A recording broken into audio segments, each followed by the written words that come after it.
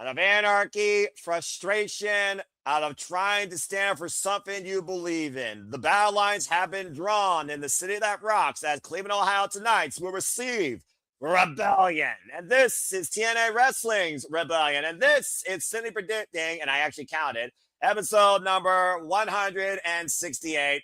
Welcome, everyone, into the conversation. Let's do this. Hello, everybody, and welcome back in here once again to Simply Predicting. You know what this is, for I am the simple man of the simple brand, the voice of SBS for a great football Hall of Fame professional wrestling. Damn it. And my name is Noah Foster. So thank you all for tuning in, whether live or on demand. Please like, subscribe, comment, and tell a friend. And if you want to dictate the conversation, super chat or PayPal of passions, it's as simple as that. The form is already now live on my social media using the hashtag @Foster1916, NoDQ Galaxy, and of course TNA Rebellion. And of course, you also will find the forum once the stream concludes, and all the comment section of each of the respective channels that are presenting this to you, as well as my community tab. And you will have until 7:30 p.m. Eastern Standard Time tonight to submit them. That is your deadline. Let's go around the horn and introduce today's panel, as we got a nine matches to bring forward to you on this discussion. First and foremost, you are literally looking at the two that are going to take in all the sites from the City of Sin and have already listed their itinerary verbatim. It is great to have once again back here Mr. Reliable, Walter Cruz at Rage of Wrestling. Subscribe today. Walter, how are you? I'm doing well. I'm looking forward to next week. Got the business cards done, so ready to hand these out. Get people, hopefully more people on the interviews and things. And I'm looking forward to Rebellion. Yeah, there's a little bit of a who's who up and down and all around, and some names to, of course, come forward from a legend standpoint. Then we're going to go into the realm and see if the money gets I one need, step I need, closer I to being need live. TNA to pull it off because, to be honest, between losing so many titles to NXT, they've been kind of losing my interest, and I don't want to get to the point where where you got pissed off and started saying it's not my TNA. So I'm hoping Well, this PLE puts it back in the positive light. Well, actually, it's a pay-per-view, as you know, and of course, folks, you want to watch this, the only way you can watch it is literally purchase it through the TNA Plus service. You don't have to be a TNA Plus subscriber either to witness it, but it is $40. This is an actual pay-per-view. It's one of the big four pay-per-views, as you have four of the biggest characters, personalities, and members of the City community and Simple Apple Studios here with you on the predicting here. Speaking of which, thank you for that, Walter, and I will always remain TNA faithful, even under its darkest light. If I can survive Immortal, I can survive that before becoming a WWE acquisition, which seems more apparent than ever considering Danny Luna left the nest. But that's a whole different conversation for another day. Maybe you'll find out more on shenanigans. Stay tuned for more on that later. That being said, when it comes to thinking of itineraries, promoting, and discussing everything we do here at the Simple Alba Studios, it would not be City Predicting, and it would not be a foundation that we have built without Cassie 80 Studio CEO and the Renegade Wrestling himself, who will be joining Walter Cruz on all the festivities live during the time in the City of Sin all week long during WrestleMania week, taking in all the wrestling. The Renegade Wrestling, JJ Williams. JJ, how are you, man? You're on the precipice of the craziest live ongoing wrestling experience of your life. But before we get there, here's to Rebellion tonight. How you feeling? I'm feeling really good.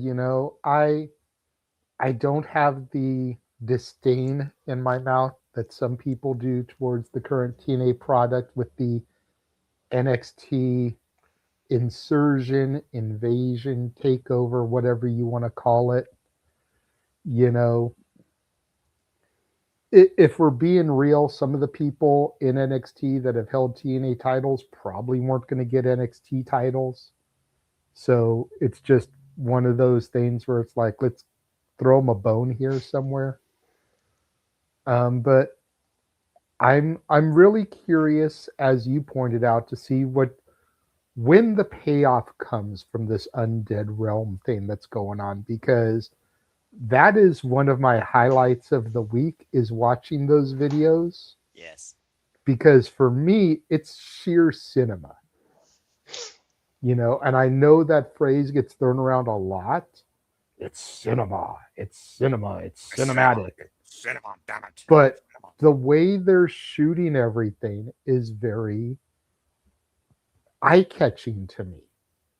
As a moviegoer. Even if it didn't have to do with your favorite Canadian,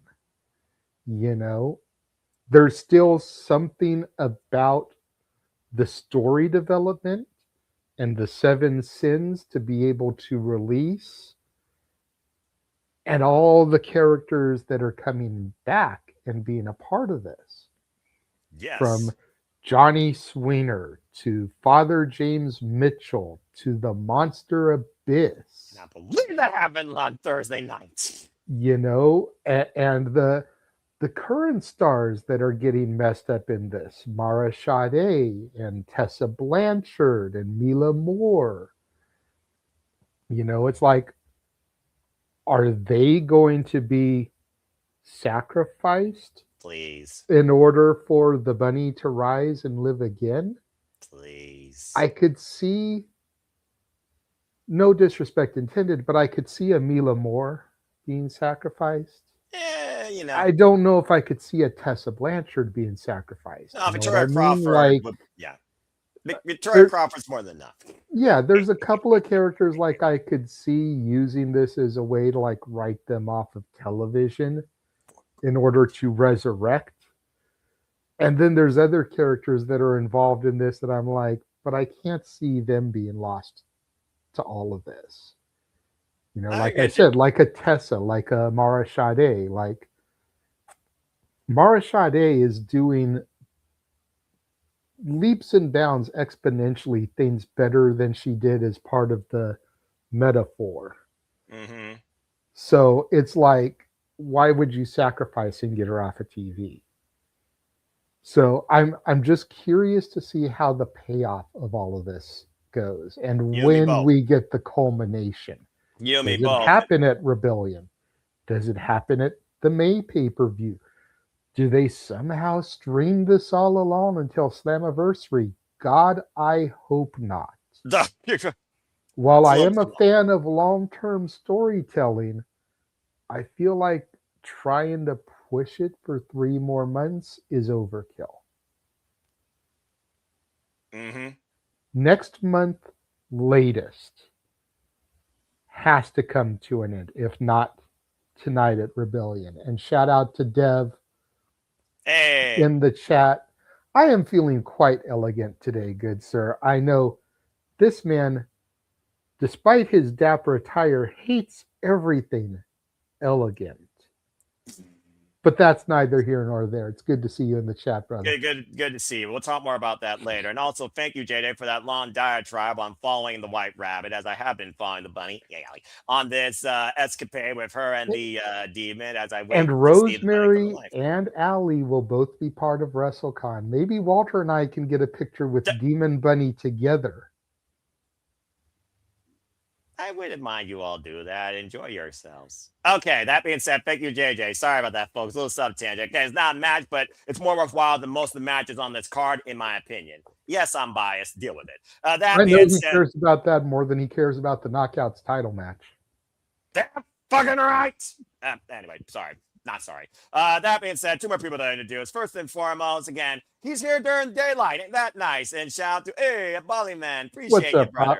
What's up? Thank you so much. Shout out to Senior Renegade. That being said, also shout out to Charles Schultz. Always great having him here to lend his voice. Charles, how you feeling about Rebellion? I'm feeling good, but I'm more curious about what is certain somebody announced his return on the show gonna do. Yeah, I know exactly what you mean, and we might put that into perspective a little bit later. Anyway, thank you for that. And again, always keeping it simple. And last but certainly not least, as his sister continues pursuing higher education, God bless her and all that for it. I hope she can join us for maybe WrestleMania, so we did think. It's one half of Dominguez. Emmanuel, for interactive games and movies, subscribe today. Emmanuel, how are you? Oh, doing good. Like that sardine from the background. I'm not sure if you heard that. I did briefly hear that. But yeah, anyways, it's gonna be an interesting pay-per-view, interesting outcomes. But yeah, TNA needs to pick it up, and they need to hire more women from the Knockouts. Like there's heavy-sided heels than faces right now, and you keep losing the ladies to either WWE or AEW. And my fear is that, just like what are they gonna do? Like they need to really pick up the interest for these couple of next pay-per-views in the whole entire year, or we might see TNA die out sadly, and it's not something we want. It's not something we need, but hopefully it will survive. But right now, it's not looking good in my opinion. But hopefully, it'll keep its momentum. Hopefully. Yeah, again, it's a different light, especially when you're on the movie network AMC, where we have the most cinematic bit of TNA actually being the most compelling, even for me as a professional wrestling fan, because my favorite wrestler might resuscitate back to life. But nonetheless, I do see what you mean. It's a different aspect, and I do think there's a lot of young potential here, and they need to cultivate more on that than the inside brewing, because that star power isn't there, much like New Japan is relying on the next generation. JJ, I do see your hammer before we get into things. What do you got to say real quick? I laugh, well, not in a mocking way, but I laugh at Emmanuel and his TNA gonna die comments. You and me both. TNA is one of the three things that'll survive a nuclear holocaust. He might be right with that. I didn't go Okay, that it's far. cockroaches, Twinkies, and TNA. Because quite literally, TNA has survived the Jeff Jarrett reign of terrors. They've survived the Russo administration. They've survived the Jeff Hardy Steen match. They survived the Hogan and Bischoff era. Brother. They survived, channel all jumping. the channels that they hopped back and forth across. Destination America. Access. Then they sat on Access for a long time. They survived Jim Cornette being back. They survived the Global Force entourage with WJ Jeff Jarrett. TNA is the one place here. They are the cockroaches of the wrestling world. Yeah, but some people would say that's the National Wrestling Alliance, because how many times has that died and been resurrected? That's true, but Billy Corgan somehow he keeps alive. There's no different card. And Billy Corgan was once also involved there, so was MVP, and Dixie Carter and MVP had a power struggle. We also, of course, had the Renaissance period with Scott D'Amore and freaking Don Callis and Josh Matthews at the helm. And some people would argue that was one of the better eras, actually, considering what it led to bring it back above my head. But again, whole different conversation. If you want to hear more on the history of TNA, the rise, the fall, the continuation, are they on life support, stay tuned when we talk about the state of TNA in the near future. If we survive to talk about its anniversary. Yes, we will, folks. But I do, again, as soon as he said that, I knew Jada was going to ping in, because this guy's been TNA faithful since day one-ish, if you know he has the original X Division Championship. And while we spent the first 15 minutes talking about the outlook of TNA and our favorite saga of Demon X Bunny, I know we got a lot of matches to get into. So without further ado, like I said, I'm always going to stay true to being TNA faithful, even if it's to a very small percentage of actual faithfulness nowadays. But without further ado, City community, TNA faithful, new and old, casuals, hardcores, spectators, enthusiasts, and professional wrestling ongoers too. Let's get into it. So again, this is TNA's second of their big four pay-per-views of the calendar year. It is also the second official TNA pay-per-view of the AMC era. Let's call it what it is. But yes, this is TNA Rebellion, and it comes to us from Cleveland, Ohio, my neck of the woods, my state, Ohio. And of course, we have 9 matches, and we are only focusing on the main card here, as we are doing verbatim across all leagues, staying very specific. We got 9 matches on 10. We're going to kick things off, of course, with, as I just talked about, JJ and the cornerstone of TNA, because when it comes to no matter what era, there's one thing that has thankfully remain consistent, at least on a pay-per-view basis when it's being defended. You top that shit when it comes to the division defined by no limits and the cornerstone of TNA wrestling, then, now, and I pray to God, forever. Let's talk about the X Division Championship, as the youngest in charge, who's held this gold since Slammiversary after beating Moose. He will defend it now against the System.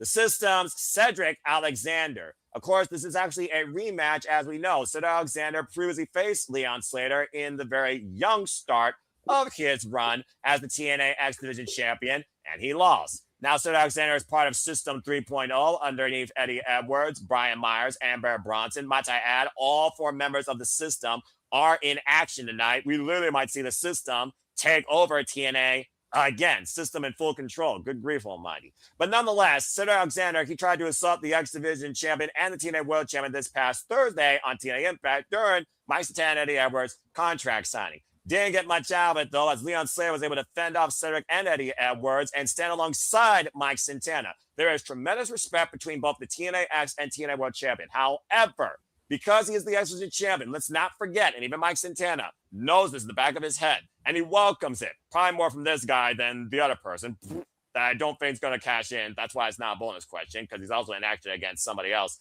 that I care 2 shits about. But we'll talk more about that maybe after this. But nonetheless, Cedric Alexander is now trying to bring gold to the system. He's also trying to be the cornerstone of the X Division. As Leon Slater has defended this title in and out of TNA against TNA Originals, former TNA X Division champions, also, might I add. You got to consider if Leon Slater continues to hold on to this gold, and we still have the current regime of real TNA World champions, could we be on the verge of Leon Slater using option C? Would the system use that to their own benefit, even against one of their own?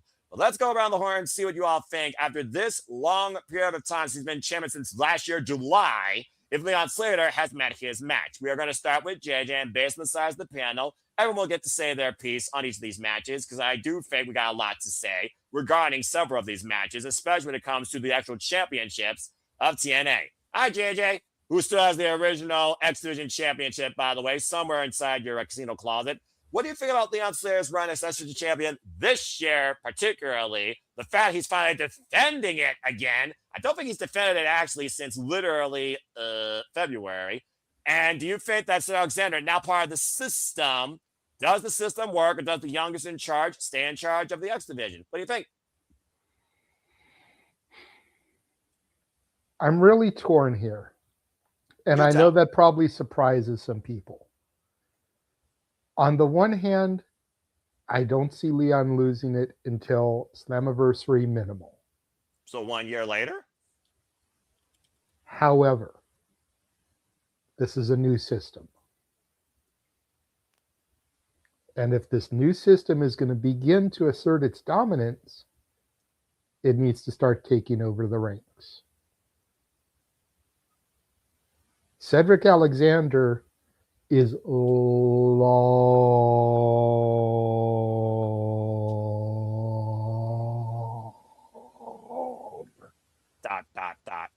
overdue for singles gold. Accurate. So it would not surprise me to see him walk out of this with that title, especially much as we're known for on Saturdays, and we've been seeming to be known for quite a bit throughout the weeks here recently. Pretty much. Shenanigans. This isn't, the Continental Championship where there's no seconds at ringside. That's right. The entire system can get involved on Cedric's behalf. Who does Leon have? Nobody.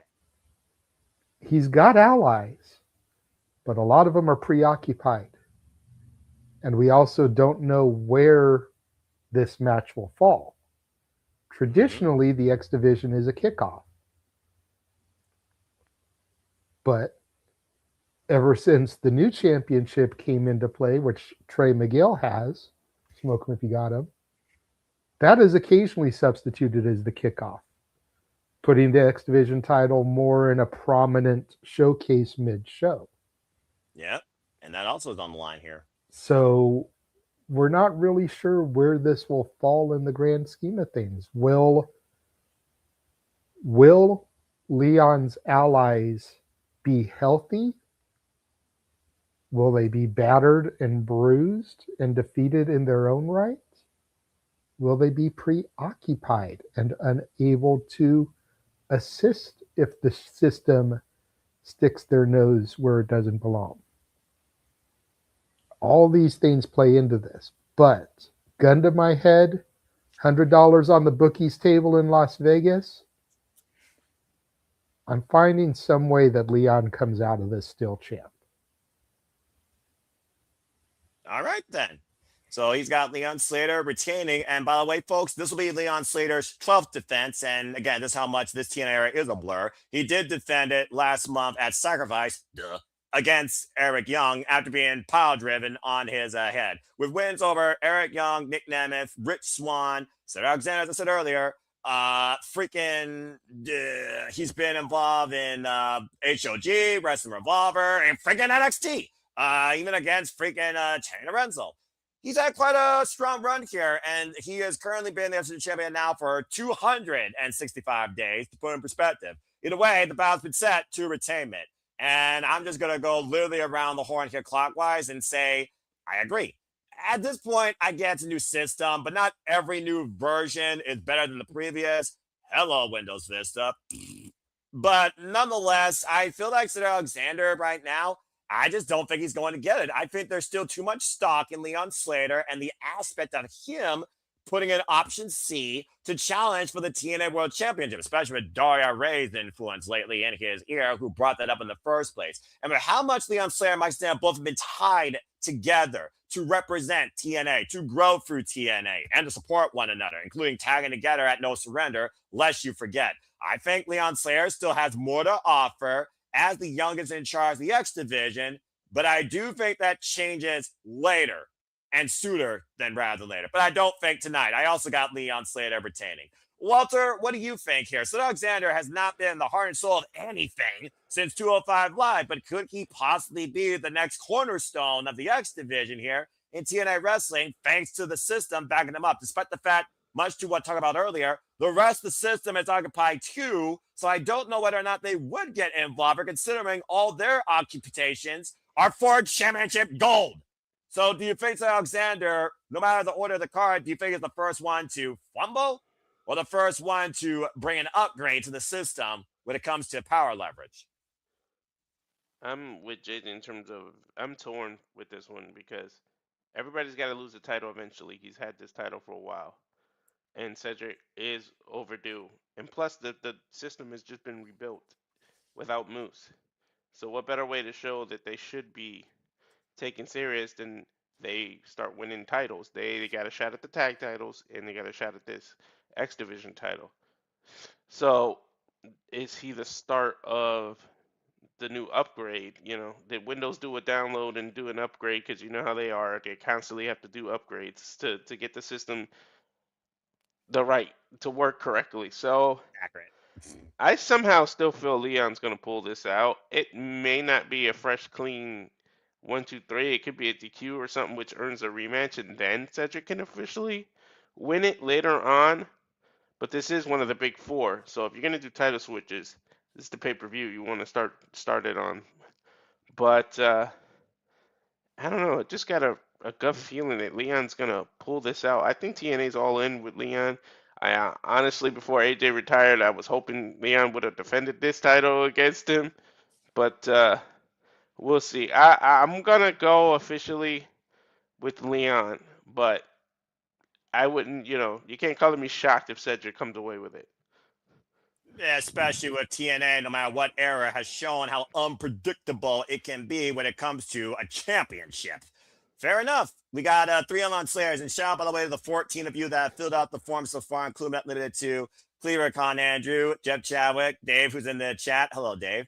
Wayne Atkinson, Kinkieta, Joshi, and Charlene, amongst others. And right now, Charles, majority right now are with the youngest in charge. It's a 2-to-1 ratio, 66% versus 33% in favor of Leon Slater retaining. So are we currently following the common trend here? Do you agree with everybody so far that Leon Slater will still win and leave with the gold? No. What? I expect Cedric to win the title. Someone. Otherwise, what's the point of reforming, rebuilding this new system if they're just going to fail? That's how it is. I'm going with Cedric. All right. Fair enough. Well, I'm surprised that he did, because I figured Amanda will be the first one to do it, and I feel like card's going to be played here at some point. earlier rather than later. That being said, Emmanuel, you go ahead and finish this thing out. I guess it's not going to be unanimous. So maybe it's going to be 3-2. But what do you think of Leon Slater's current run in TNA as the champion? Has it ran its course? Are we just bidding him a fine adieu? That seems to be the trend lately in TNA wrestling. I don't know what's going on here. But nonetheless, the different comes another day. Do you got Leon Slater retaining? You call it, no. I mean, I was gonna pick Cedric Alexander to win this title. To be honest, I think we could have a system overtake over the TNA landscape for this pay-per-view. I really think so. Like Charles said it best. Like, there's a reason why they kept the system going. Like why he's this heel turn just for it to fail. Like, for me, like, Leon Slater being pulled out for that match against Ricochet tells me two things. Like, either A, he's going to WWE, like what other people have been mentioning, or B, like, I see a good future in him, and they don't want their champion to look bad. Like who knows how they're going to book things. Let's say, for example, Ricochet was going to be Leon, and then MJF was going to be, who was he facing? What's up? MJF. Who was he facing? Oh, Dolph Ziggler. Yes, Nic Nic Nemeth. Yeah, Nic Nemeth.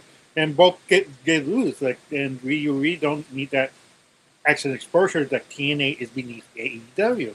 So, for me, what makes sense is, I hope I'm right about this Cedric match. He gets the title and let the system overtake TNA, but there's I'm 51, Cedric 49. Yeah, Leon. Yeah, that's how close it is. Like, I got to be honest, because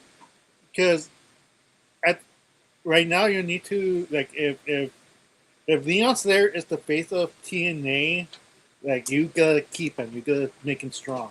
You gotta have to build him up for the TNA World Championship eventually. So I could see both ways. So if he wins, if Leon's there wins, it won't surprise me, because they're building him up for that year and making it the face of TNA, and see where it goes. But if he loses, I think he's going to go to the, to be honest. But at this point, I got no idea what his plans are and what the future has for him. But that's my guess. Hopefully, Cedric Alexander wins this title. All right, fair enough. Again, it is the second chance, but we've also learned many a times in the wrestling business, third time's the charm. To think, last year, a certain person that's also part of this family was witnessing this live, her own Mighty Morphin Pink Parmesan Datilla, who was also handling education pursuits. All the best to her. God bless her. Follow her, folks. Fans of wrestling. This was a friggin' X Division Ultimate X match. Leon Slater nearly killed himself doing a Swanton Fall 50 off the damn trust. And now he's just defending in a singles match against Cedric Alexander. We know how far Cedric can go. I'm also very curious, though. I know we're focusing on the system. Let's not forget at Sacrifice, there was a deal made with the Order 4, and Ali, do you still trust, when it came to Eddie Edwards' pursuits of using Special Agent Zero for insurance against Moose, and whether or not Eddie Edwards, when he gets the TNA World Championship, keyword win, or if Mustafa Ali is first in line to go after it. So I almost wonder, okay, the system's busy. Maybe a couple of great hands could be on standby who aren't involved in this card. I'm just saying, So just some food for thought, but I still think Leon Slater is going to retain. Okay, well, that was nice and simple. Now let's go ahead, since we're talking about Cleveland, Ohio, and you just brought up Nic Nemeth, and we'll start with Emmanuel here. Let's talk about the hometown boy, not the hometown man. Let's talk about Nic Nemeth versus AJ Francis, flop dollar. The reason this is happening, folks, is AJ Francis, you all were wondering, why didn't Nic Nemeth call his shot at Sacrifice? Guess what? That flop assaulted him, and apparently some sort of Cleveland quarterback, I guess, is going to be in Nic Nemeth's corner. which is kind of ironic considering the Cleveland Browns have never appeared in a Super Bowl. And apparently the last championship they won was in 1964. If you know, you know, folks. I did a little bit of research before starting this because Lord knows we're in Cleveland, Ohio, and sports is not the forte since LeBron James left the Cavaliers. You know what I'm saying? That being said, sorry, not sorry. I'm Toledo. Can't say anything against me. Nic Nemeth is looking for revenge, going one-on-one against AJ, and apparently there will be some sort of a quarterback dude, I guess, in his corner. Legendary Cleveland Browns quarterback Bernie Kosar, whatever that means. So straight up, folks, it's a grudge match. I don't have much more to say here. So the bottom line, does Cleveland get a victory? Boy, did that sound hollow when I said it. In this wrestling match for one of the best collegiate amateur wrestlers from Kent State coming home to Cleveland, Ohio. Let's go around the horn and see what y'all think about this. As brief as possible, please. It's not a freaking, tail end defense team, whatever AJ Francis used to play with versus this quarterback, by the way. But usually when you have someone in your corner, that's an Achilles heel to the opponent. Just saying. Emmanuel, please make this as brief and simple as possible. Nic Nemeth versus Flop Dollar. Who do you got? Nic Nemeth, but as you were saying, the quarterback, who? I never heard that name before. I'm like, who is he? Why does this guy matter to me?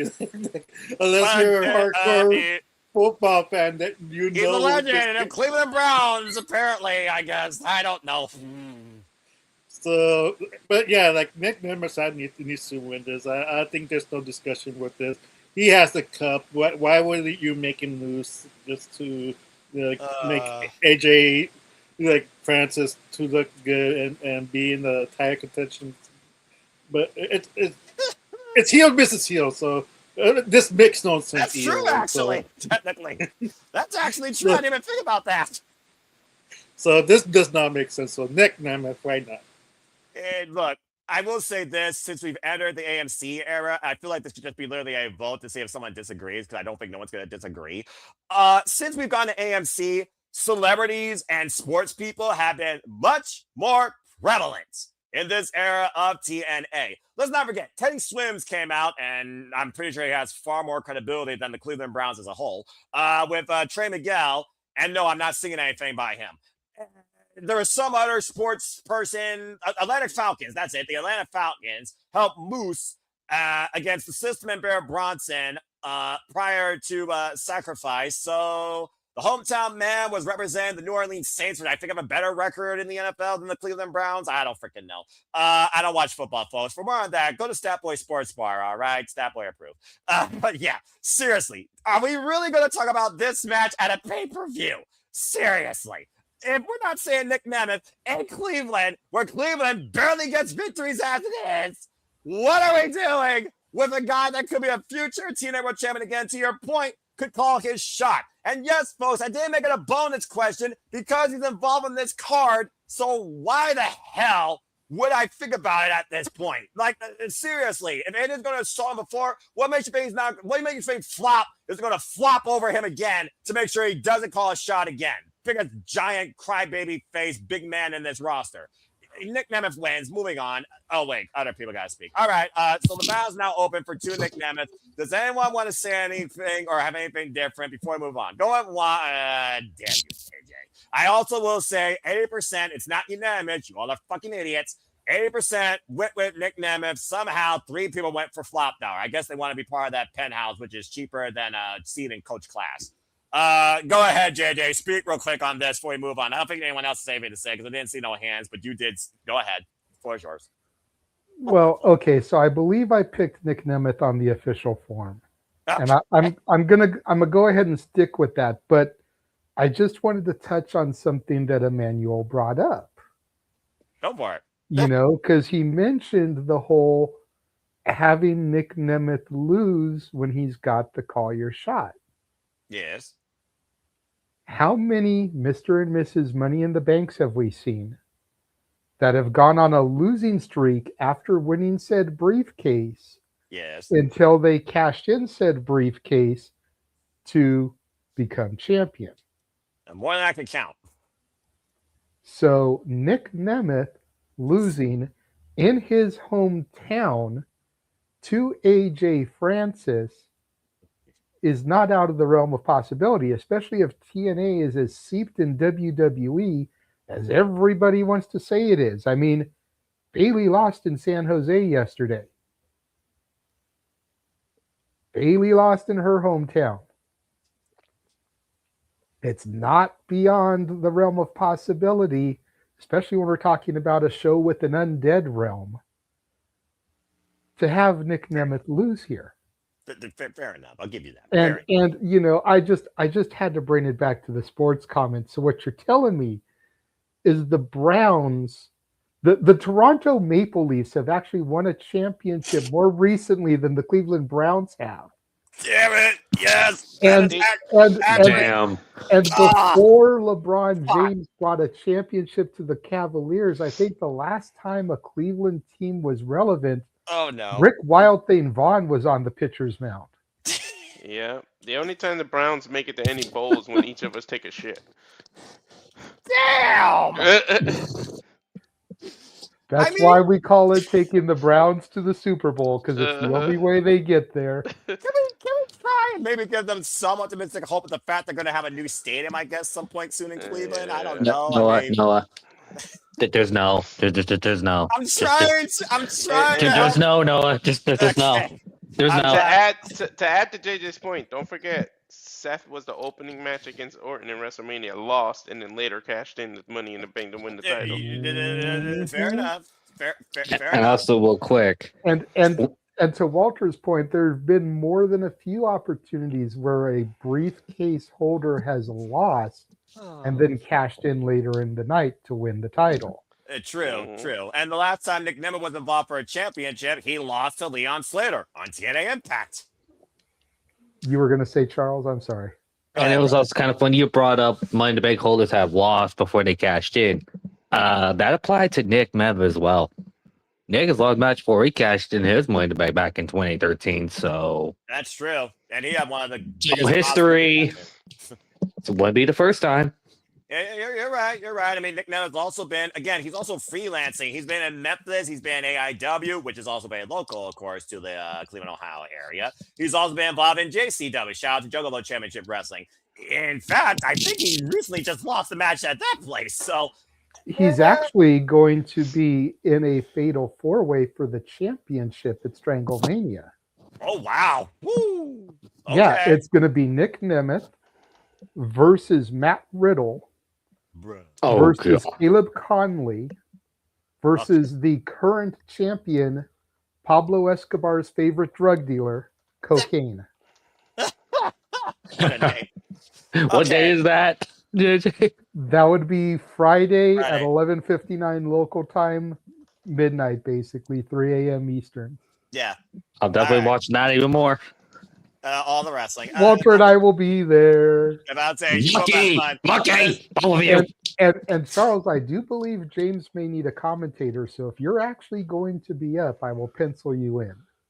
Depends if nothing goes crazy on me that day. Hopefully. But I say you're crazy enough of how much you watch all at once, including simul multicasting. God bless you, but again, protect your mentality. Even the Superman's learned to do only one show at a time. But nonetheless, I do understand what you mean. And at this point, welcome to the family, bro. You might as well join commentary at some point. But nonetheless, since we've already crapped enough Cleveland teams and sports franchises, I'll say this part, let Walter actually speak something or maybe give us a joke. The Cavaliers did win back in 2016. Anyway, Walter, do you have anything you want to add or blast Cleveland with before we move on? What the hell? Nope, I did my Super Bowl joke. I'm good. Let's just move on. Okay, then. So bottom line, everyone on this panel thinks Nic Nemeth's going to win. Hooray for the home team. Okay. Jesus. Wow. I'm sorry, Cleveland. As an Ohioan, it is what it is. But hey, I'm in Toledo, so it doesn't affect me. And Colin, nothing but love, brother. Josh, grow up. Let's go ahead and move on. Wow. That was fun. Now, I don't want to say anything that makes a certain man appear, but there's somebody here I know on this card where as soon as I bring up the graphic, I'm not going to get to introduce him, but let's go ahead and talk about his match next, shall we? Because Frank Kazarian, go ahead, JJ. Ladies and gentlemen, Damn it. I demand all of your gratitude for the queen You, of TNA, how dare you? Frankie Kazarian, as he takes on that walking vagabond, Elias, Ezekiel, Elijah, although none of them have been in the same place at the same time, yet Noah Foster here wants us all to believe that they are the same person, just like he expects us all to believe in Joe Hendry. Say his name and he appears. I believe in Joe Hendry. Damn it. I knew it. I fucking knew I it. love that. I knew But he he was going to. expects us to all believe that they are the same person despite never being seen at the same place at the same time, just like he tries to tarnish the name of El Grande Americano, Rayo, Bravo, Yes. for an unbiased, simple man, sure shows lots of favoritism when any of these names come up. Because it's. You know what? Acknowledge your king of TNA, because the future is now and the future looks good. Are you done? For What now, the yeah. fuck? Okay, thank you. Ladies and gentlemen, this is a grudge match. We got Frank Kazarian broke the guitar of Elijah. Oh my God in heaven, I got an aneurysm after all that shit. After bringing his guitar as sacrifice, where somehow Kazarian and Flop were able to get the better of the hometown man and freaking Elijah. Kazarian has vowed, though, however, to do whatever it takes to end Elijah. This might be the day that music truly dies in TNA. After Elijah, of course, was just attacked again by this freaking carny freaking Kazarian that takes every cheap shot he can get to make everything about himself in the conversation. Dadgummit. So bottom line, folks, it's a grudge match. Frank Kazarian, by the way, was also just recently in action on Impact against BDE, and he was able to win with the chicken wing. Elijah and Kazarian then started fighting, of course, all the way up the entranceway. I have no idea right now if Elijah is coming in on a horse with no name, and I have no idea the condition of Kazarian. Try saying that 3 times fast. So bottom line, a guitar's not involved, but we're in Cleveland. Vince Russo, you're hearing this, bro. Book a guitar and a pole match after this, all right? Because I'm pretty sure that's where it's going to lead.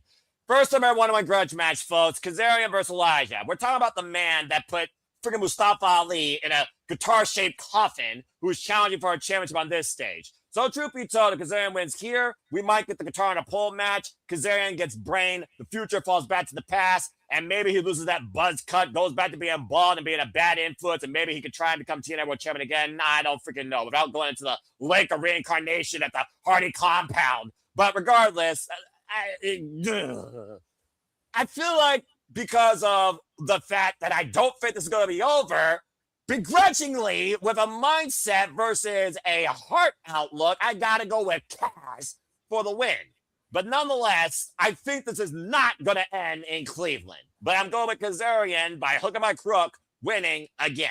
Going with Kazarian here. Let's go around the horn and see what you all think. After the man that tried to do his own Ludwig Kaiser impression of dissertation and blast me on everything that I know I'm right in, let's go and see if there's any possible way he can influence anybody else to say anything different. So go ahead, JJ, and say your prediction. We'll go around the horn. I picked Cass, by the way. And by the way, 80% picked Kazarian, the rest picked Elijah. Go ahead, JJ, as if I don't already know his prediction. Well, I think it's hilarious that you bring up Ludwig Kaiser after just talking about El Grande Americano. Like, again, I have never seen them in the same place at the same time. I have seen Chad Gable and El Grande Americano in the same place at the same time.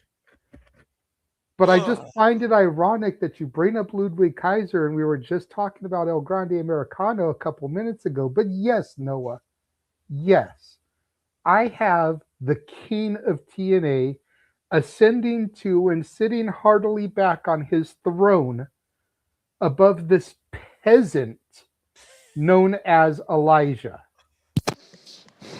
And unless anybody else wants to stoke my fire to where I begin raging out like the rage of wrestling over there, then I will calm down. I will bring the blazes back down, and I will give up the rest of my time because I already feel like I made my point in the opening dissertation. But I do reserve the right to rebuttal if someone speaks ill of the king of total nonstop action. Just because they speak differently about Kazarian doesn't mean they're wrong in their opinion. Nonetheless, the court now recognizes the rest of the panel as we got 2 for Kaz. Although I know one particular person always walks with Elijah. So, Charles, you still walking with him, or are you walking away with Frankie Kazarian? What is your... You know the answer. I'm going with Elijah to win this. There we go. That's why I wanted it. I knew there was going to be some polarization here because this man's committed. He is his biggest roadie. Oh, you didn't know. All right. That being said, Kazarian, Elijah. Let's go ahead and get the rest of the panel's thoughts now. Walter, what do you guys think regarding this match? Who's your pick? You are muted. Botch. Still muted. I think he's on a call, so I don't know what's going on. I was going to say he may be on a phone call, in which case you can't botch him. Yeah, I was on a call, but I'm gonna unbotch. I'm going with unbotch. I'm going with Frankie. That's a first. I think this is not over, and if the 4 can make an agreement with the system, then maybe Elijah and Ali ain't over with, so there might be interference there that gets Frankie over. So I think Frankie's winning this. I think Ali was resuscitated after he came back to life out of the coffin. I think he doesn't want to win this Elijah again unless he wants to be dragged from a horse's hide, but I do see what you mean. All right, that being said, it's another Kazarian. I think Charles is going to be the odd one out here, unless he follows suit with him like he did in the first match. Let's see if Charles is on an island of his own. Emmanuel, who are you going with? James, can you clip this? No, can you repeat that with that the King of TNA is going to win? No, I already said it. I'm not a parrot. So let's go ahead and finish this out. No, I didn't hear you. I have bad hearing. Can you repeat it one more time? I said I picked Frankie Kazarian to win because I don't think this is over yet. All right. That's all I want to hear. Let's move on. I'm guessing he's going with Kazarian. Good boy, Noah. Good boy. Shut up. All right. Bow down to the king of TNA. Freaking court jester. All right, moving on. Let's go ahead and get away from this. It's 4 for Kazarian and 1 for Elijah because Charles will always walk with Elias. 4. Nice job, Noah. Nice job. Nice job there, bud. Shut the Not fuck our up. fault. Not our fault. What the world? Hey. All right. Moving on. Bloody hell. The next thing you're going to tell me, Clark Kent is Superman, Bruce Wayne is Superman. That's not just outlandish. No, all right. Stop it. Stop it. You are not doing this to pop culture. That's the Till and Ash's job. I will remove you from this stream. All right. Moving on from there. Jesus Christ almighty. This is not deserving to be on pay-per-view. What does serve on pay-per-view, much to what Jada was talking about earlier, is the newly minted title that Trey Miguel, my boy from Toledo, Ohio, smoke what you got him, this lone OG true rascal, Trey Miguel, the current, holding the green, might I add, TNA International Championship, defending against Mustafa Ali. I got Mountain Dew, but I might need something harder before this day concludes, considering I know what else I need to talk about. I'm going to talk about that match next before I'm an aneurysm after what JJ and them put me through, and I already botched myself, but thank you. God bless you. Let's go ahead and talk about the TNA International Championship. Of course, Trey Miguel, who took this title at, I always get the shows confused, No Surrender, And of course, now defense against Mustafa Ali. And I was talking about the Order 4 earlier. I think I know where the Order 4 is going to be. Of course, Mustafa Ali sounds going to be accompanied by everybody. The Great Hands, Tasha Steeles, and Special Agent Zero, who we still don't know the name of and where his background's from, and whether or not he works with that special agency that names you by a letter versus a number. Nonetheless, it's for the TNA International Championship. You all know how this stems off. After the incredible showcase by Jada Stone, who, by the way, just got the win against Danny Luna. Again, Danny Luna, all the best. Jada Stone, keep rising. We saw the way that Mustafa Ali sent a very painful, emphatic statement at the expense of a held hostage, Trey Miguel, by the Great Hands in that mixed tag team match back at Sacrifice, which raised the ire of the champion and has now pushed Mustafa Ali to also challenge for this TNA championship, where he might have a new direction trying to become the next great leader of TNA. With all the taunting right now, it's a battle of revenge at Rebellion. How poetic. As they will go one-on-one. But again, you all saw the graphic. I don't think this is going to be a one-on-one affair, and I think Mustafa Ali has more security than I think when it comes to trying to become the champion here. This will be Trey Miguel's, I believe, first official defense, or second, of the TNA International Championship. Things also reached a boiling point this past Thursday on TNA Impact when they traded words, of course, earlier in the show. So, again, it's a very volatile situation that Trey Miguel might be letting emotions lead him into a storm that he may not be able to weather through. As Mustafa Ali's campaigning now to become the brand new TNA International champion. And also Miguel was able to outlast the Great Hands, thanks to Moose's assistance, by the way. And again, we're going to talk about that match here a little later. But still, in Ali, do you still trust? That's what this really comes down to, as Ali looked to weaken the champion this past Thursday, but was unable to. But clearly, he's in the champion's head. Let's go around the horn and see if y'all think there's going to be a brand new TNA International champion. Charles, I will start with you on this one. And Ali, do you trust, or does Trey somehow smoke him and still hold the TNA International title? Trey's keeping the belt. All right. Just simple as that, huh? Must be the youngness of the runner. You still think that Mustafa Ali might be looking for something greater down the line. Just saying. That's propaganda campaign he's running. Okay, fair enough. So that being said, Charles, simply put, as he keeps it simple here, he has Trey retaining. And a majority are actually going with Trey maintaining. 3-1, 75% for Trey, 25% for Ali. How fitting, 1-4 for the pie. That being said, let's go around the horn and see what the rest of y'all think. Manuel, we're going to go counterclock. We're going to clockwise this time. Do you got a new TNA International champion? No, I don't. I think Trey Miguel is gonna retain this title because he doesn't have all his security personnel with him in this match. A certain Agent Zero is gonna be busy that night. So Damn Yes. it, JJ! Yes. Fucking idiot! Yes. No, I hate that so much. Continue, Emmanuel. I don't know how to even follow that. So let's move on. Fair enough.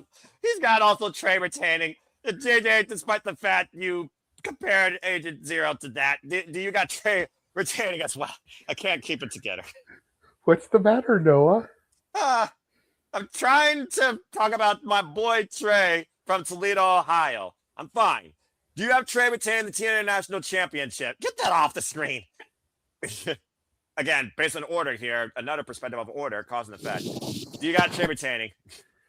I do have Trey retaining, and a lot of it comes down to one specific line that Ali shot in that promo where he mentioned the Rascals. Yeah, he hit a nerve. I'm just saying. Just saying. Know if it's going to be disqualification. I don't know if it's going to be clean, but the title can't change hands in DQ. So I still see Trey leaving with that title. Mm-hmm. Because I think Trey's emotions are running wild. And I think that could lead him to do something stupid.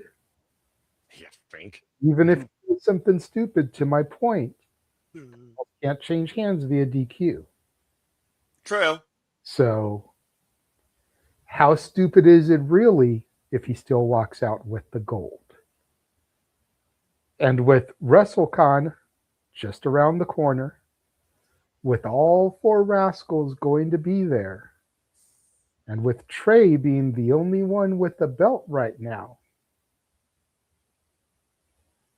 at least a major belt. Yeah, call it what it is. This belt, by the way, that will be 1 year old, I think literally, if not By this weekend, then. next weekend. Yeah, because it was decided at Unbreakable last year, which was the Thursday before Mania. Mm-hmm. And everything jumps off. WrestleCon, WWE World, everything jumps off the Thursday before Mania. So come WrestleCon, it will be a year old. It's crazy when you think about it.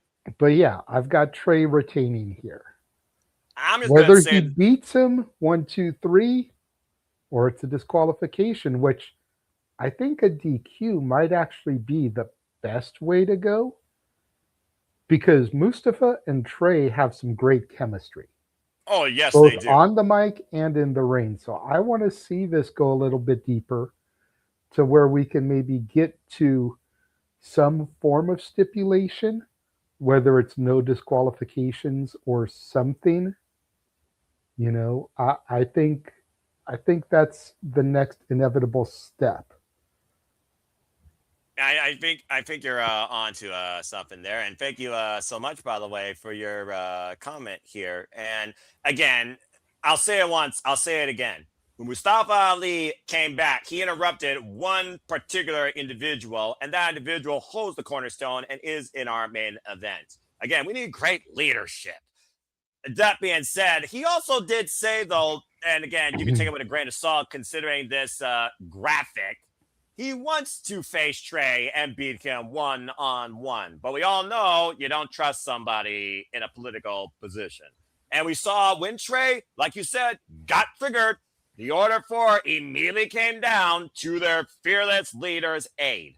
Now, whether or not Mustafa Ali honors what he actually said, or Trey thinks he's full of shit, and we actually get surprised that this is 1-on-1, it would be unique to see Mustafa Ali lose via pinfall or submission 1-on-1 on a major TNA stage, which outside of gimmick, it has not happened for quite a damn while, folks. So that being said, I am going with Trey also to retain. So right now it's Trey. Walter, are we unanimous here? Does Trey retain, or do you believe Mustafa Ali wins this title? I hate that JJ and I think so much alike. Ali's. Yeah, sometimes I worry about you too. Yeah. I think the order 4 is going to interfere somehow, get caught, and it's going to be a DQ, and they retain the Trey retains the title. So this is only his second defense. There's no way there's a way, but I wouldn't have him lose his title that fast. And this isn't the only match that they're going to have. It's going to be ending up some kind of no DQ or street fight or something between these two that's going to finally settle it.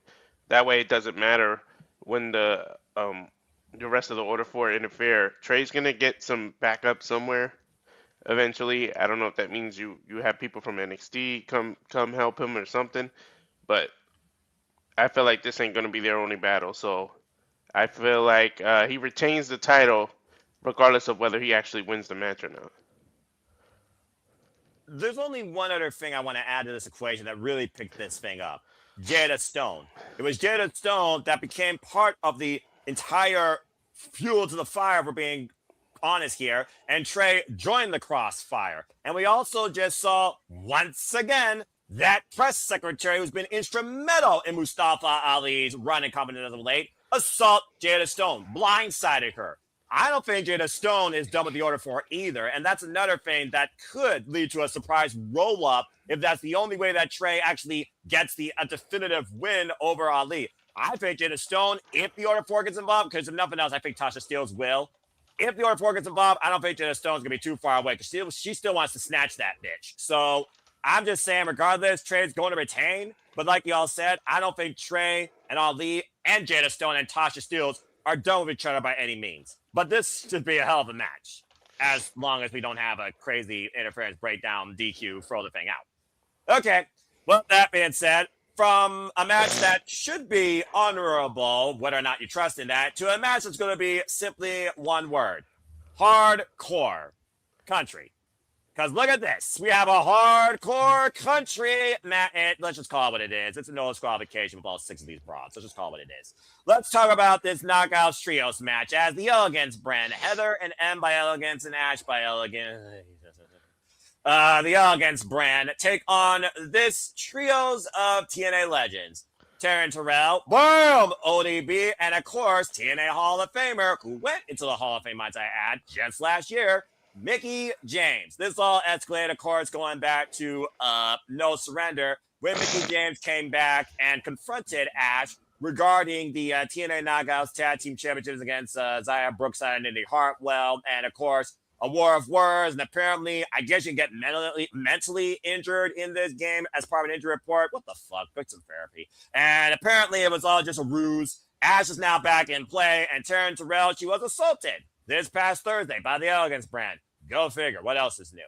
And after countless embarrassing acts, the Elegance brand got one up on 1/3 of this TNA Knockouts Trios legend stand. So now this match, fuck it. We're not going to wrestle. We're going to fight. It's a hardcore country match. I'm expecting everything from a barn to a food truck pantry to a dollhouse and who knows what else to be thrown in front of the Elegance brand's face. So let's go ahead and see what y'all think about this 6-woman melee. I feel like everyone's going to have the same answer here because what the fuck? But nonetheless, let's talk about it. We'll go around the horn and see what everyone thinks about this. And this time we will start off with Walter. Walter, what do you think about this trios knockouts match? The legends versus the current under hardcore country stipulation, quote unquote. Who you got winning and what the fuck's happening? I don't know what the fuck's happening or how we got here. I think this is just to give some veterans one last time some glory, and it's because the Knockouts division is not what it was, so they have to do this to get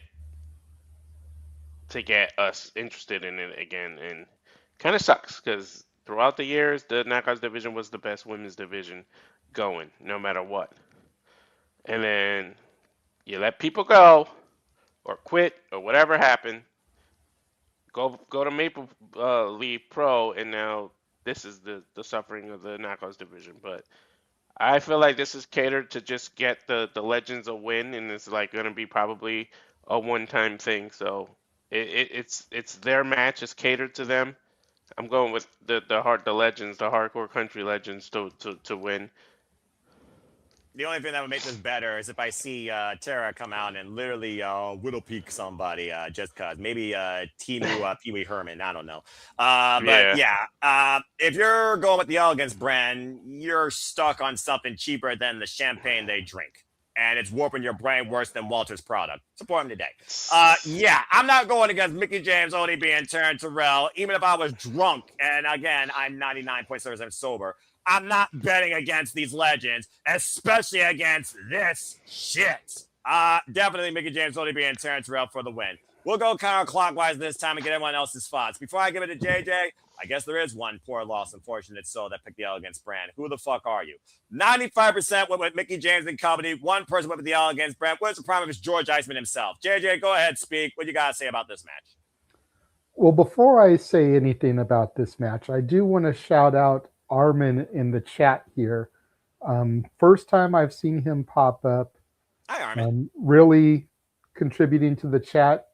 Just followed me on X and even retweeted our stream there saying worth a watch if you're a TNA fan and or tuning into Rebellion tonight. These guys are good and know their stuff. So first of all, Armin, thank you very much for that. Greatly appreciated. That's how we're going to get more recognition.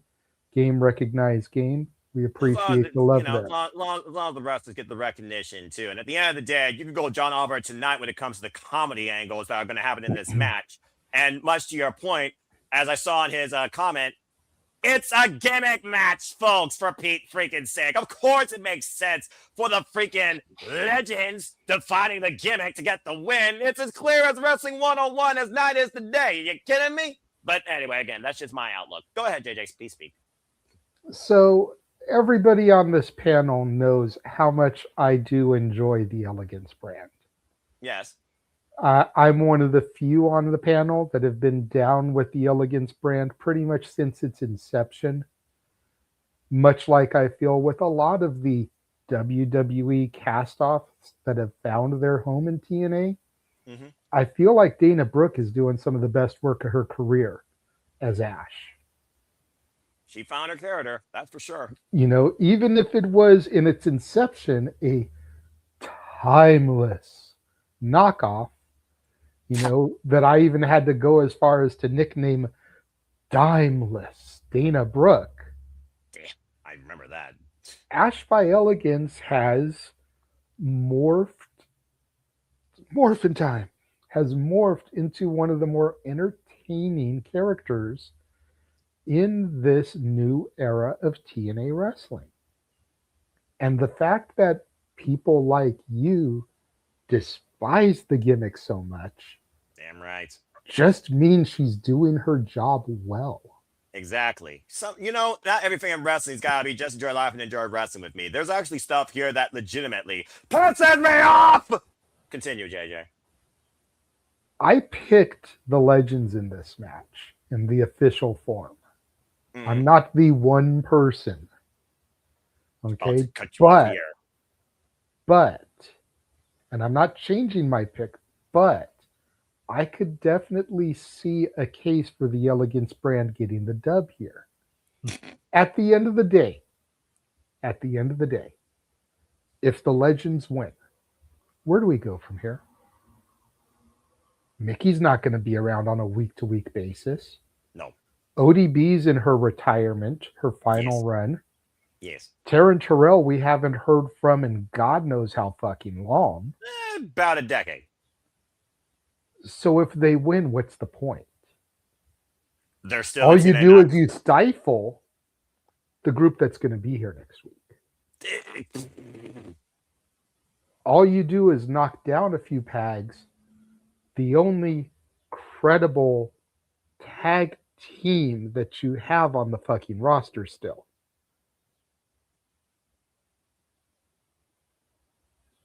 That's why you don't pin the So I champs. just want you to think about that.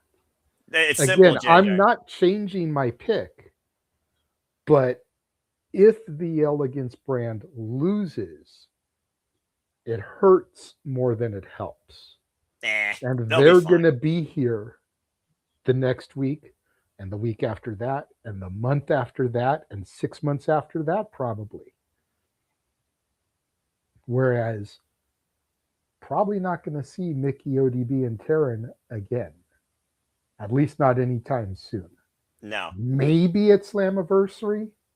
Maybe at Bound for Glory. But the appearances will be few and far between. Here, I'm just going to that's the only argument I'm going to make for the Elegance brand. I respect that. But I do still have the legends here. Okay, good deal. And I'm just going to say this right now.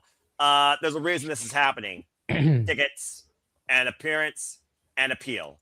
It's as simple as that. And the only thing that could come further from this is Mickie James versus Ash at their next PLE, if not, to his point, their next big pay-per-view, Slammiversary. And honestly, it wouldn't surprise me if that is the endgame to all of this, considering it was Mickie James that came and assaulted Ash in the first place. As far as Em and Heather, who, again, I want Maggie Lee to succeed. I'm happy for Heather. There is no tag team in TNA wrestling. So it honestly doesn't matter who gets pinned here because regardless, they have still the pointless red straps. If you want to put more stock into the Elegance brand, then do what you've been doing with NXT talent. Have them go after the WWE Women's Tag Team Championships. It'd probably be more worthwhile for the Elegance brand to be at WrestleMania than the Bellas. But nonetheless, I'm going to just leave that there. Shut it, everybody. And I'm just going to say Ash eats the fall because she instigated this. And again, thank you so much. And I hope you continue to follow us do as we follow Sleepy Predicting, because I, of course, do cover TNA wrestling, and every TNA PLE and pay-per-view is always Sleepy Predicted. Thank you so much for your patronage.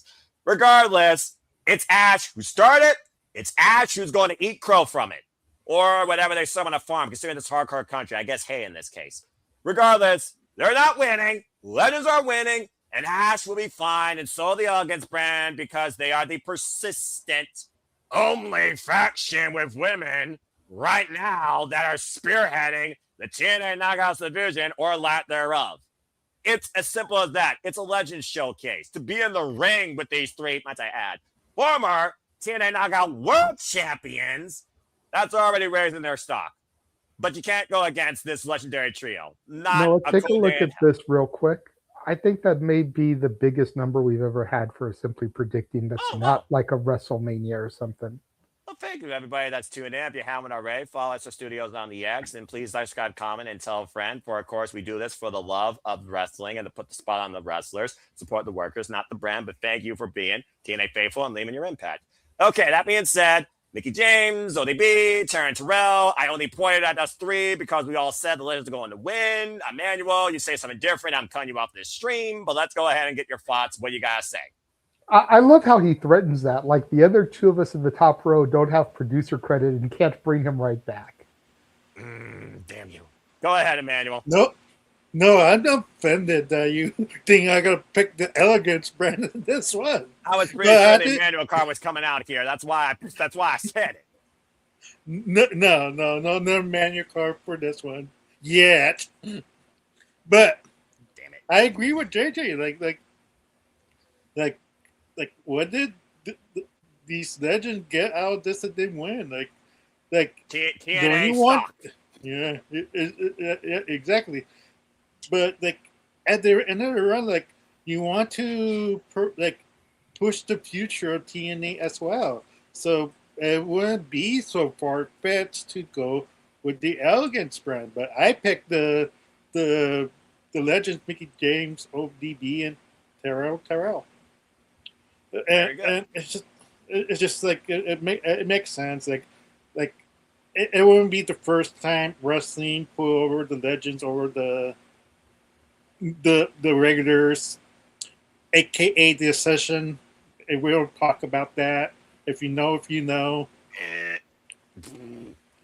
yeah. So it's like a double-edged sword. Like if you book them right, then they have a promising future. If you don't book them right, like the Session, they're dead. They're dead in the water. You can't come back from that. So it's one of those things. Like, hopefully they make it like a almost like close 50-50 type of scenario. But for me, it's the Legends who's going to get this one.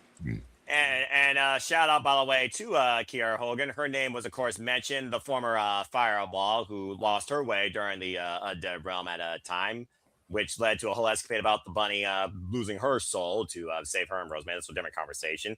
And yeah, Fire and Flavor, the Iconics, MK Ultra before Rejected. Yeah, it's just weird right now. I'm hoping they do stuff with Myla Grace and Harley Hudson. Maybe there's still a chance for the Angel Warriors. I wouldn't mind double champion, honestly. Zaya Brooks side. And if any heart, well, we'll talk more about that here in a little bit. Because, here we go again with the 40 figure going rogue, having a gender of their own. It wasn't bad enough, but Don Callis and freaking Immortal. Anyway, the different conversation. Again, Figure Arm, man, love these spots. As someone who's followed TNA pretty much every generation possible and every possible generation of the TNA Knockouts Tag Team Championships. Appreciate your patience. But that being said, so far, yeah, Legends all around. Charles, go ahead. Say your prediction, sweet and simple. What you got to say? Well, I'm playing the Emmanuel card here tonight. I'm going with the Elegance brand win this match. What the fuck is wrong with you? So you're the one. Exactly. I'm going with the Elegance brand to win this match. You're the one fool that picked. Oh my gosh. I mean, All right. again, Noah, with what I said, it makes sense. Like, okay, so the Legends get the victory here. And then what? Because they got a victory, they get a tag title shot. So we get one more match out of this. And then the Elegance brand win there and retain. And then we move on. Or the offbeat chance that ODB and Mickie James become tag champs. Oh. Just for what? Them to lose it back to the Elegance brand so that you have another aneurysm? It's not about the tag straps that are pointless. It's about Ash at the end of the day. That's why she leads the fall, and you set up her and Mickie James. It's as simple as that. I definitely think either Ash or Taryn are going to take the pinfall. Whichever team loses, those are the ones getting pinned. You're not going to jeopardize ODB and Mickie, and you're not going to jeopardize your champs. Well, I mean, ODB, to be fair, she covered them like some sort of secret sauce. So honestly, she could have a receipt coming to her. I mean, you know. And ODB, if she's drinking that flask, she might be a little bit tipsy. Ooh. So anyway, what? Oh, my word! She is a blonde, beautiful person. Oh, good grief. Okay, that's an interesting take by Armin there. That's a very interesting take, and you also just expand the power and the stock in the Elegance brand with a former TNA Knockouts world champion. Although with Ash, I actually agree to that, though, is my thing. Again, can you have two blonde egos coexisting that massive? But that's a very interesting take there, Armin, and that would definitely catch me off guard. I mean, again, we saw ODB and Mickie James singing out backstage as Terrell was left to the wolves in the ring this past Thursday. Was it all ruse? Was it all an inside job? You threw a monkey wrench into things. But I still believe, regardless, 9 out of 10 times, you got to go with the Legends to win, especially in a gimmick match. But still, if that happens, credit to you because no one else thought about that. That's a very interesting take. All right. With that being said, make the TNA Knockouts division great again and more in depth. All right. This, again, it'll be fun. I'm sure Walter will have all sorts of jokes, farm jokes on hand and food jokes or something like that. Who the frick knows? This is literally a match that you literally could call drunk or sober or full of food. You could call DoorDash while doing it. Let's go ahead and move our apply for your face. What? What'd you say? I said Stucky Ducky. Quack, quack. I mean, to be There it fair, Don't you remember that one like video that got out of Booker T ordering like DoorDash during an NXT taping? Yes, I heard Wait, about that was real? Yeah. Yes, it was. That's why when he said this is something you could order DoorDash to, I went there. I probably just saying Yeah, Wow. Booker also did a no-no. He went to the bathroom while he was in the broadcast when he first was learning. So he's done a few things. I mean, you know. Yeah, but nothing will top him falling asleep last year at the Hall of Fame. Yeah. Well, JJ, let's be fair. That was everybody. Let's be honest. If your speech is going an hour long and it's already past midnight, I don't blame you one bit. Just saying. Look, if there's honestly one WWE thing that I'm sad we're not doing, it's the Hall of Fame because I didn't get the chance to go to the Hall of Fame for Mania 21. Okay. And I wasn't fully invested back into things when we came back here for 39. So the fact we're going to be in the town for Mania and not going to the Hall of Fame, that's the one thing I'm a little bit sad about. But at the same time, what are your 3 favorite words when it comes to our watch-along trailers and everything? Wrestling. That we're going to be taking in, so it's like, I can afford that. Yeah, fair enough. Well, let's see if the system can afford another loss as we move on from man. I see your hand real quick. What you gotta say real quick? To be honest, as a fan, what do you do in the Hall of Fame? You just be respectful and just hear people and waste like $100 just to hear people talk and then leave. Like to be it fair, seems like to be fair, I'm saying, like, I did I look at it like this, you Go for know. it. We're not industry insiders by any stretch of the imagination. It would be like getting an invitation to the Grammys or the Oscars. You're there to take in them getting their achievement, their moment in the spotlight. Mm-hmm. And this is an opportunity where you get to be a part of that whereas you don't really get into those closed door type of events. Yeah. So as a fan who's watched a good chunk of these people throughout their career, you get that moment for their top achievement, Hall of Fame status. Yeah, you follow them for that long, and you pay your respect. And it's one of those things where you follow this person so long for their career, and to show the humility that they show back to the fans that follow them through the good times, the bad times. It's that aspect, but it's also one of those things you are there to just literally listen, not be literally part of the experience. And that's a whole different form of what you're getting out of what you put in. But speaking of things that are righteous by nature and unrighteous, we saw the righteous take on this tag team. You know what I'm saying, man? This past Thursday in a tables match. And why they lost, they got the last laugh and to put one half of the champs, as we move on to this match, through a table. Let's talk about the TNA World Tag Team Championships. As the Hardys, who have literally held these titles virtually forever, if you've all been following them as long as I have, defend the gold against the System. Brian Myers and Bear Bronson of System 3.0. Of course, we saw Brian Myers and Bear Bronson win a Fatal 4-Way number contenders match a few weeks ago on TNA Wrestling. And prior to that, they tried to assault the Hardys every chance they could get. We also, of course, saw back at Sacrifice how the Hardys were going up against the System, but it was a ruse, as we saw Dutch and its crazy Colonel Sanders, devilish Colonel Sanders way over a bloody bludgeon Matt Hardy, and Jeff Hardy was left to the wolves.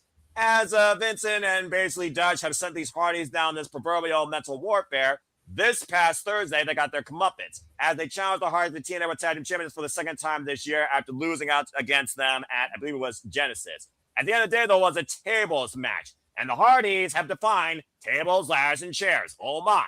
However, at the end of the match, though, it was literally the righteous that were smiling because Dutch charged into the Hardys after the match and slammed the table down on top of Jeff. Boy, how much has Jeff been damaged up, it feels like, this year alone, physically and mentally? I'm just saying, good grief almighty.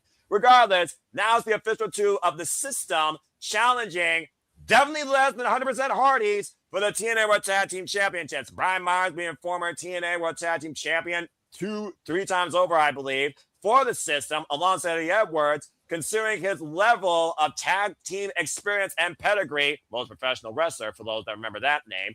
He and Bear Bronson have a very, very realistic chance of taking the TNA World Tag Team Championships. So, that being said, do you trust the System in match 2 of 3, where the System look to take over TNA Wrestling? But also, the Hardys, if they beat the System, who else is left? Talking about the TNA Knockouts tag team division. Yes, there's a men's tag division, but they beat virtually everybody except 2 teams, one of which you're still waiting on, that are still playing good hands for Mustafa Ali, and the other one's sitting there insane. But outside that, they beat everybody. How much longer do the Hardys go forever, or is this their twist of fate that ends their run, courtesy of the System upgrading? Let's go around the horn and see what y'all think about this. This time we're going to start off with Emmanuel. Emmanuel, you're going to go first. Do you have brand new TNA Tag Team Champions? Yes, we do. No, I was disappointed that the Hardys regained this tag team titles against the Righteous Brothers. I'm done with the tag team reign, to be honest. It's time for a change. If we don't change the titles, it's like TNA is in bigger trouble than we think we are. Because who's next? I don't know who else is that they haven't faced in these, this title reign. Because you don't want. I don't know. You don't want a WWE NXT panel to win these tag team titles from the Hardys, so it's better safe for the System to win this over NXT talent at this point. So I had to go with the System. I just want TNA Championships to stay in-house and develop their own freaking roster. Is that too much to freaking ask versus feeling like a one-sided takeover where the side taking over is making it more underwhelming than profitable and meaningful and investing? Just saying. But nonetheless, all right, you got brand new tag team champions. Before I let everybody else go, just give you all a little bit of hindsight. Remember what I said about Leon Slater?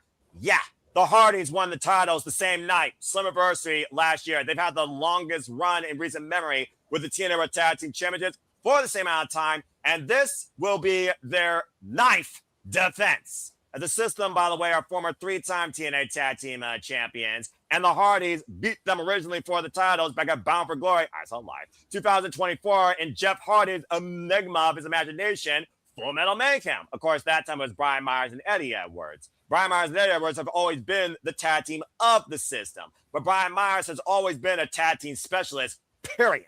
That being said, he's got new champs. We're going to do a little different this time and go arrow side, so I will go next, and I'm going to say, I don't trust the system, but if they don't win this, what are we doing? I think the Hardys have ran their course. Now, as you know, they face the Righteous, which was the last team to mess with them mentally. And I don't think you need the tag team championships in what people want at the Hardy compound. Do I think that's still going to happen? Yes. But I also think if the system is going to actually be an improvement, someone has to get a win here. And looking at the 3 matches, this was the only one I saw with maybe a title change more definitively happening. I got new tag champs, plus Jeff Hardy's now coming in at 100%. I think that also is a crutch, and I think they're going to use that. It wouldn't surprise me, by the way, the Righteous get involved here versus the rest of the system members. But yeah, I got new tag champions as well. I'm going with the system here, and Brian Myers and Bear Bronson. And Bear Bronson's first TNA accolade and his last accolade since I don't know when, despite the fact he's been working in GCW. Think about the way for those who've been square, I watched lots in that.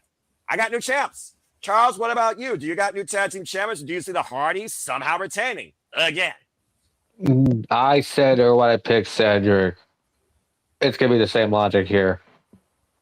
We're going to have new tag team champions.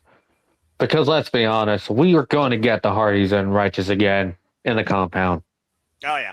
They're not going to need the titles. System's getting the belts here. And I won't be surprised if it's because of the Righteous getting involved. See what I'm saying, man? Yeah, exactly. All right. Walter, believe it or not, majority, it's not like, a full-on, like, unanimous. It's not even 50-50, but it's still a little bit polarizing. 59% are going with the Hardys retaining.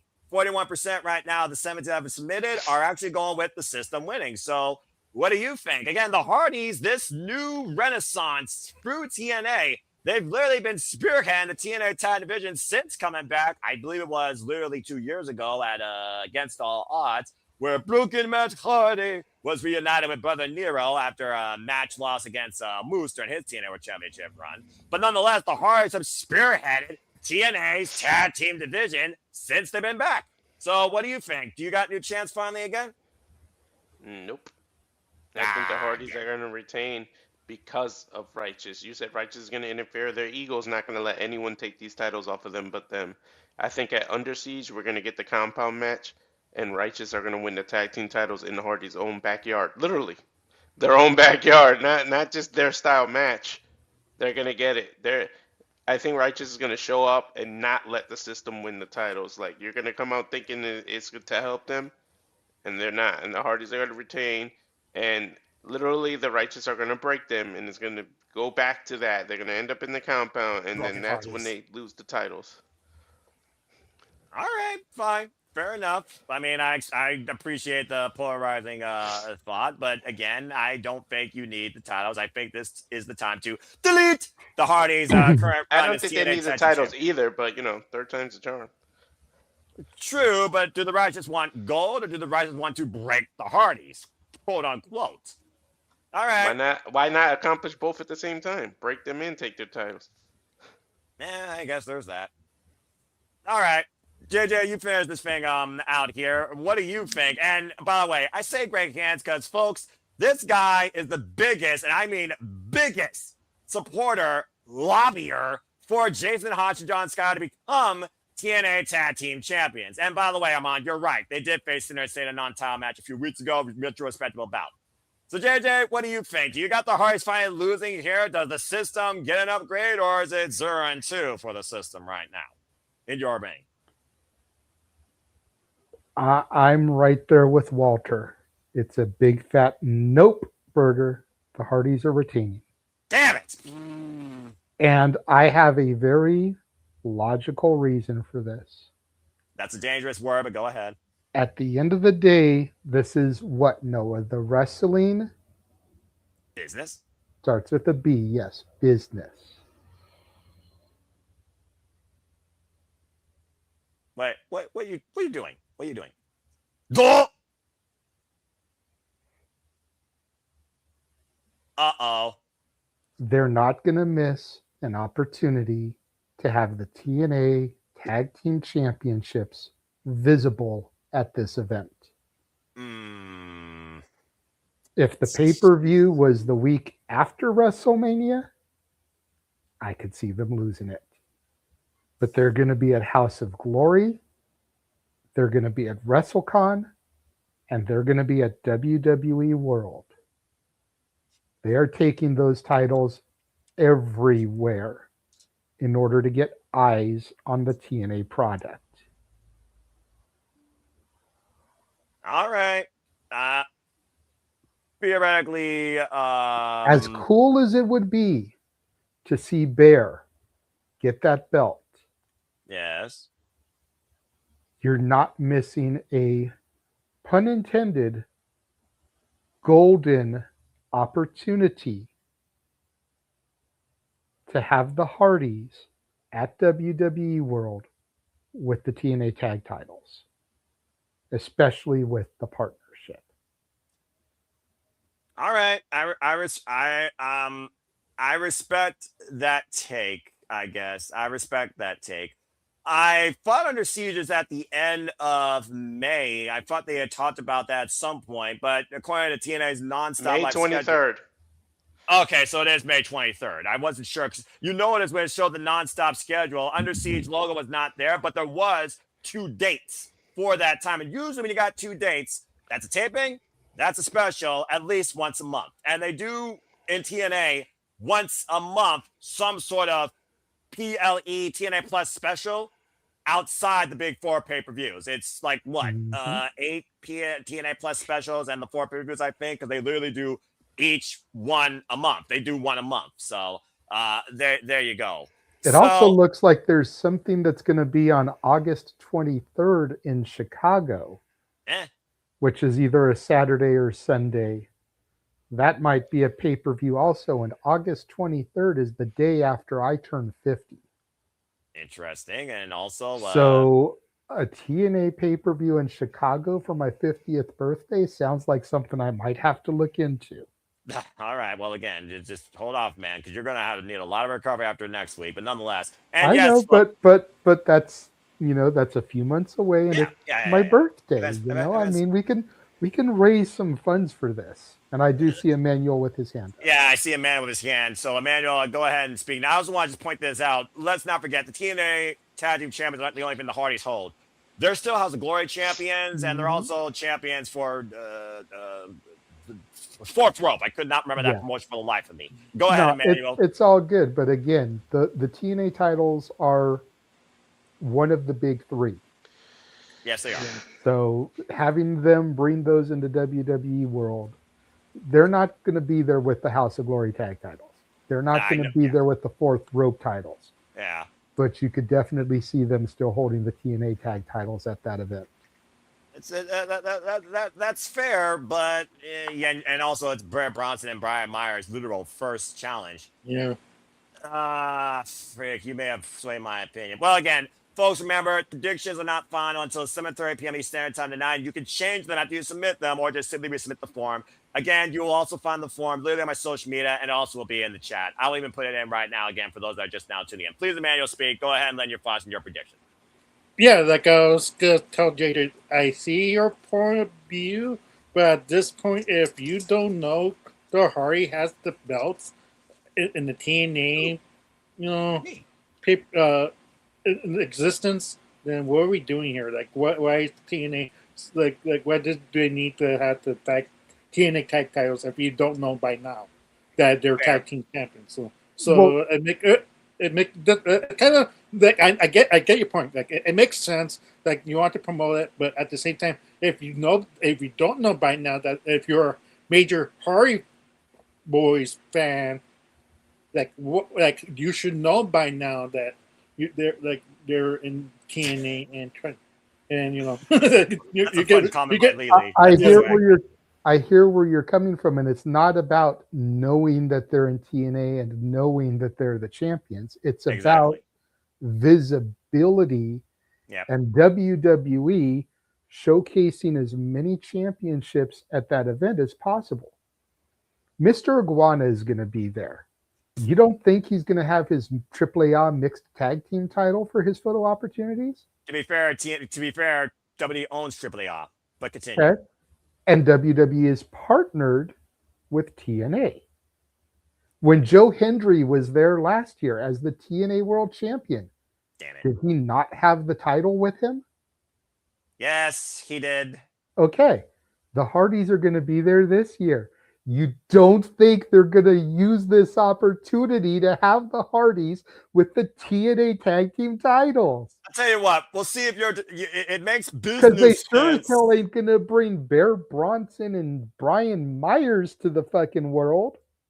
I know that. But the Hardys, who are WWE legends, they'll bring them there. God damn it. And that's why they're going to keep the belts this month.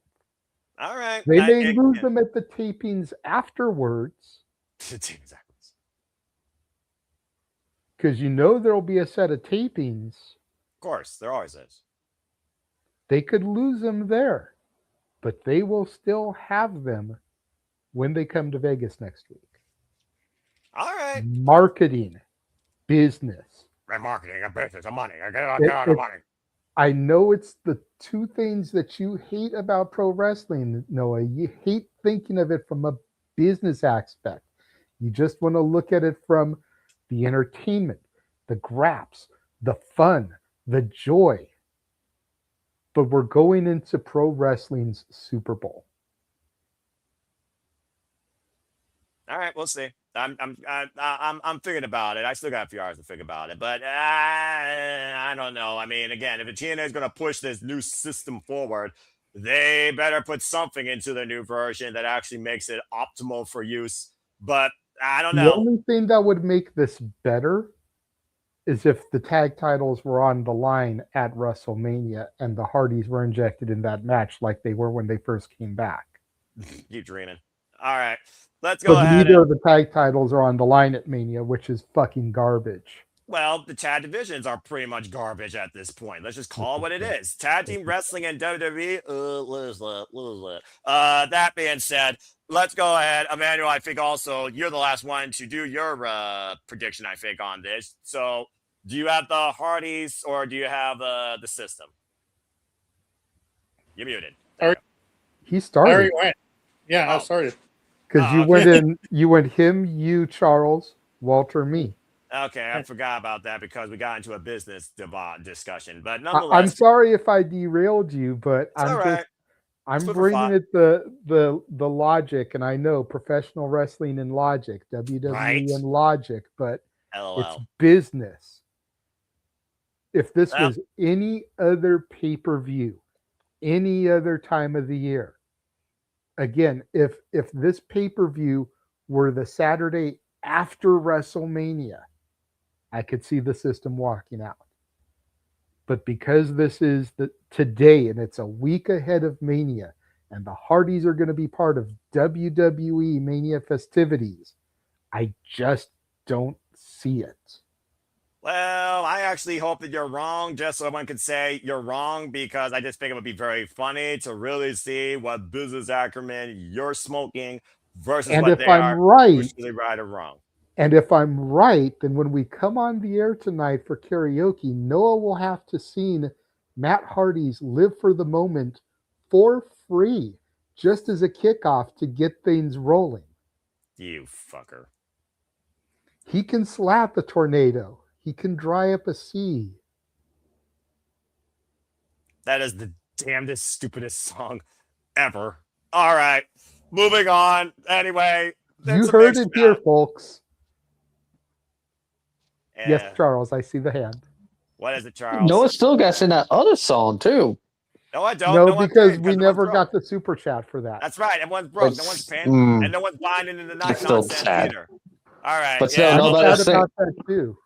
Well, what else is sad is the state of the TNA Knockouts division and the TNA Knockouts World Championship. And I'm going to keep things civil here because my blood's already boiling a little bit, and I got to call this. So let's go ahead and pray to God that Lane Lee restores the prestige of the TNA Knockouts World Championship. Before I get into further details about this, I also want to tell you all right now, Daria Ray is now the only solo 40 figure in TNA. She has indefinitely suspended Santana Morel and Indy Hartwell after a scuffle backstage where Stats got knocked out. There was a run-in the TNA Knockouts locker room, and Indy Hartwell was able to siege the Cobra back for Santana Morella. And because of that, Daria Ray, blah, blah, blah, blah, blah, blah, she indefinitely suspended Indy Hartwell and Santana Morella, rep TNA. Nonetheless, we have the TNA Knockouts World Championship on the line. Arianna Grace gets a one-on-one match with the person she took it from under dubious circumstances, Lei Lee. Of course, Lei Lee, who previously brought this title home last year in a triple threat at Gold Rush, of course, outlasting Jordan Grace and Kalani Jordan. She was a commendable fighting champion, but due to this conspiracy theory of TNA just becoming soon enough a business acquisition probably to WWE, notice I said acquisition, NXT once again has a stranglehold in what they're calling their birthright. Should have been unbirthed, in my opinion. Of course, right now, with Arianna Grace holding the TNA Knockouts World Championship and cronies, including her future fiance, Stax, who is cheaper than the cheapest giant jingle blotch you can get from the Ellen DeGeneres show. Regardless, we have a one-on-one match for the TNA Knockouts World Championship. I don't give a damn about points, prediction, business acumen, or analysis. If I'm ever going to believe in TNA wrestling being the cornerstone of women's wrestling again, you need a rightful, fighting, proper, homegrown, committed person versus a freaking piss poor, platinum, Jezebel, cheap, anti-drama, Telemundo Italian artist holding the title to prevent her fiance going to divorce court. So let's go around the horn and see what y'all think about the state of the TNA Knockouts World Championship, though I already fear to hear what you're going to say. And I'm just going to let everyone else speak. We're going to start off here with Charles this time. Charles, do you have a new TNA Knockouts World Champion? I think I already know what the answer is, but go ahead, lend your thoughts. Good fucking God, this title has been so far driven down the fucking toilet. Go ahead. One, no title change. Arianna's were keeping the title. And considering they did the whole suspend. The fuck? That kind of threw me. I was about to say, what? Did Ford just show up or something? What the hell? Or did I summon? Did I summon the God of Thunder for some reason? What did I do? Die! Quit messing with the controls. Go ahead, Charles. That guy threw me off. They're raining on Noah's parade. I thought it was more than just the rain with that one. Damn it. Also, Charles, I got what you're saying that too. I expect Arianna Grace to retain, and she's going to drop that title to Indy, and that's where things will get full control again. What we do only 40 figure, and it's probably going to happen either Slammiversary or Bound for Glory. I fucking hate a 40-figure driven storylines this wrestling business. Can a wrestler just be great on their own or prove their worth or be shafted by the better competitor on the grandest stage without this tomfoolery? For the love of fucking Christ. Especially a short run like this that's a desperate please for a ratings bump. All Sorry, right, no, it's how it's got to be. They let Trace tell you right in your face. That's where it's going. About to say those 3 words, but I'll wait until after my call tonight. Thank you for that. Oh my gosh. What's the cleanse? Is it a purge? Eric Young's not even on the damn card. Walter, that is go a good ahead. point. Speak your mind next, please. About a joke. Who leads the TNA Knockouts World Champion? Unfortunately for you, Noah, I agree with Charles. That's exactly what's going to end up happening, and she'll lose it to Indy. All right. Okay. Well, again, fuck everything. Lee, please, for the love of God, be the savior, be the warrior, be the one to bring prestige and grace back to TNA wrestling. Win this title. If Daria Ray gets involved, knock her the fuck out. And Stacks, kick him in the jewels if he has jewels. Anyway, or cannolis, whatever. I'm actually full-blooded Italian, so I can say that. Whether or not I got roots in the mafia, I don't know yet. Anyway, all right. Thank you, Walter. I already said my piece. I pray that he wins. I know it's not going to happen, but this is one predictions league that's not about winning at this point. It's about what should be TNA Wrestling. JJ, go ahead and speak. You're next. Talk about the TNA Knockouts World Championship. Can I ask a question? Why? But go ahead. Show of hands, and yes, that means that Charles may need to come on the camera here. How many of us thought that Arianna Grace would be the most successful member of the Birthright? Charles is the only person. Okay. I sure as fuck didn't. Much like we've been discussing with the system, the Birthright is still getting its feet underneath it. They need some kind of championship until one of their talents gets something on their respective actual home brand of NXT. Arianna needs to keep this title for momentum.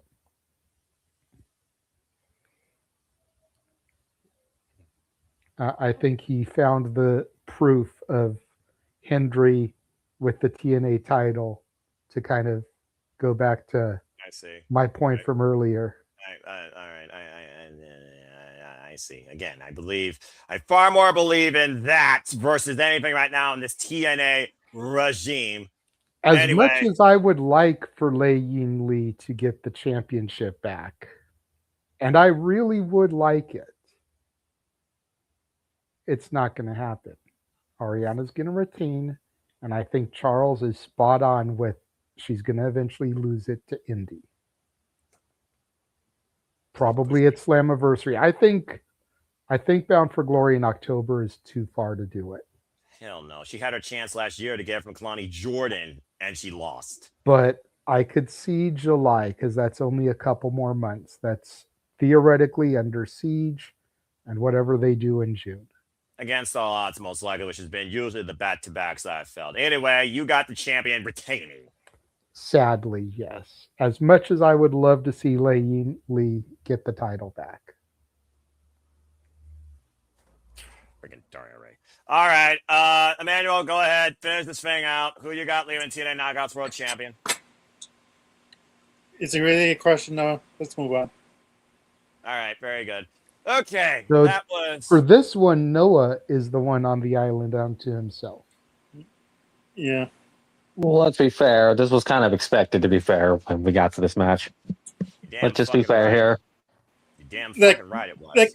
The only question I have for Noah is, then why take the title off her if you're just going to retain this pay-per-view? That makes no sense. Just stop trying to make sense in wrestling. How about that hot take?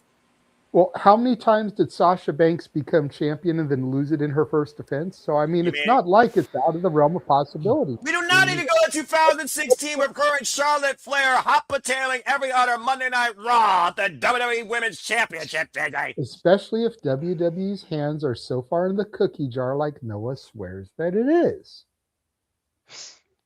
So it's not out of the realm of possibility, but... this just goes to prove that Arianna Grace is more successful than Sasha Banks. Sasha Banks, yes. Mercedes Moné. Notice I didn't say that name. I said the name I said on purpose. I know, JJ. Moving on. Thankfully. Yeah. Sasha literally had, one title defense? And lost it. Yeah, at least one during. No, I think she only successfully defended it one time. Every other time. Oh yeah, you're right. You're right.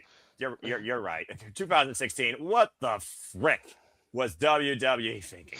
Anyway, moving on from there, let's go to the match I do care about because, much like Brock Lesnar and Obafemi, I love when two giant, capably athletic men who have not shown their full potential yet on both sides can bring a great singles match. And I think that's what we're going to get with this. Let's will you get that off the screen? Yes. Buddy, fucking hell. Let's talk about Moose versus Special Agent Zero. Moose going one-on-one with Special Agent Zero after getting clocked not once, but twice within the last calendar year by this anomaly that has been the most MVP of the Secret Service to Mustafa Ali. And apparently has been the insurance policy for Moose to not shut down the system after what we saw at TNA, I gotta remember the damn names, Sacrifice. What we thought was going to be a one-on-one match with Moose and Eddie Edwards turned into a no match at all, even though the bell rung and Moose got the win via disqualification. After Special Agent Zero headbutted him into oblivion and assaulted him. We, of course, saw Moose try to get advantage of Eddie Edwards this past Thursday on TNA Wrestling during the contract signing, fending off the system. But now we're going to see Special Agent Zero one-on-one, and I believe will be his first actual singles match in his TNA wrestling career. The face of the franchise versus Agent Zero. Let's go around the horn and see what y'all think about this. Get that off the screen. That is so fucking ridiculous. 10 out of 10. Just shut up. Shut up, Charles. That being said, Walter, I'll start with you because I actually see you on the page. I can't with this. He's having too much fun. If you don't know the reference, folks, JJ will tell you during his turn. Walter, who you got in this grudge match here? Moose or Agent Zero? I love Moose. I really do respect and everything, but I'm going with Agent Zero on this. I really think you got to do something with him, right? You show him as this badass and everything, and I've seen him go. So I think he's going to pull it off, and I wouldn't consider it an upset, but I think they're going to try to make it seem like it was an upset. But because, you know, he is a former TNA champion, so for Agent Zero to come out and be able to beat him, this might be Agent Zero's first singles match, because every time he was in a match, it was in the tag match, right? Tag match, trios match, and by the way, that was outside interference. And of course, the last actual match he was in was Hardcore War, ironically enough, against System 2.0. And the System won that night. And Moose speared this man with a chain strapped to his chest. Yeah, so technically this is his singles pay-per-view debut. So I think he beats Moose on this one.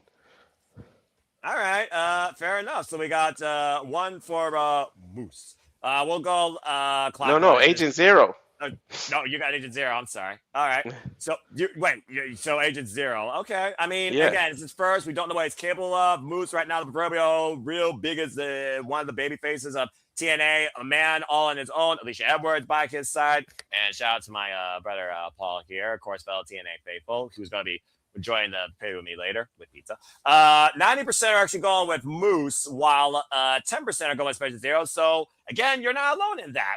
And again, I think it's the unknown of Special Agent Zero that is catering to that thought process. Of course, we did saw Moose get involved, like I said, this past Thursday on TNA Wrestling, coming along to Trey Miguel's aid after Moose hit Ali with a spear after fending off the Order 4. Because again, right now we're at the war with Order 4, and Mustafa Ali is the one that literally unleashed Special Agent Zero. So right now we got one Special Agent Zero.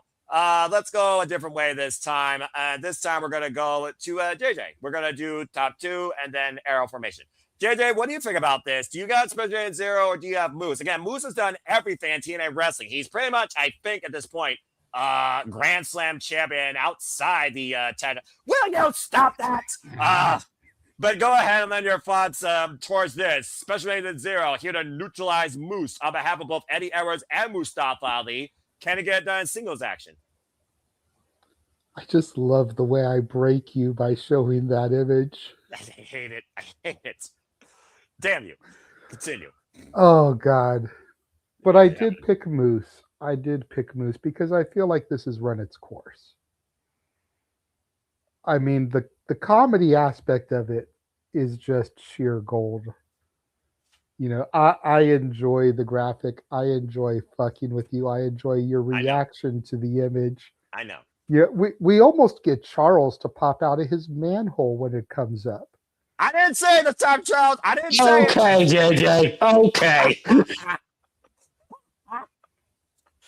Continue. But yeah, I think this has run its course. I think Special Agent Zero needs to go back to the Order 4. You know, Goonies never say die. No, that wasn't a botch. I did that on purpose. I knew exactly what I was doing. I'm still bought you on Wrestling Ackerman by name. Continue. Damn you. Okay, but it's not a botch if it was intentional. Yeah, the hindsight.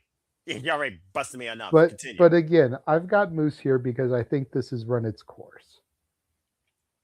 All right.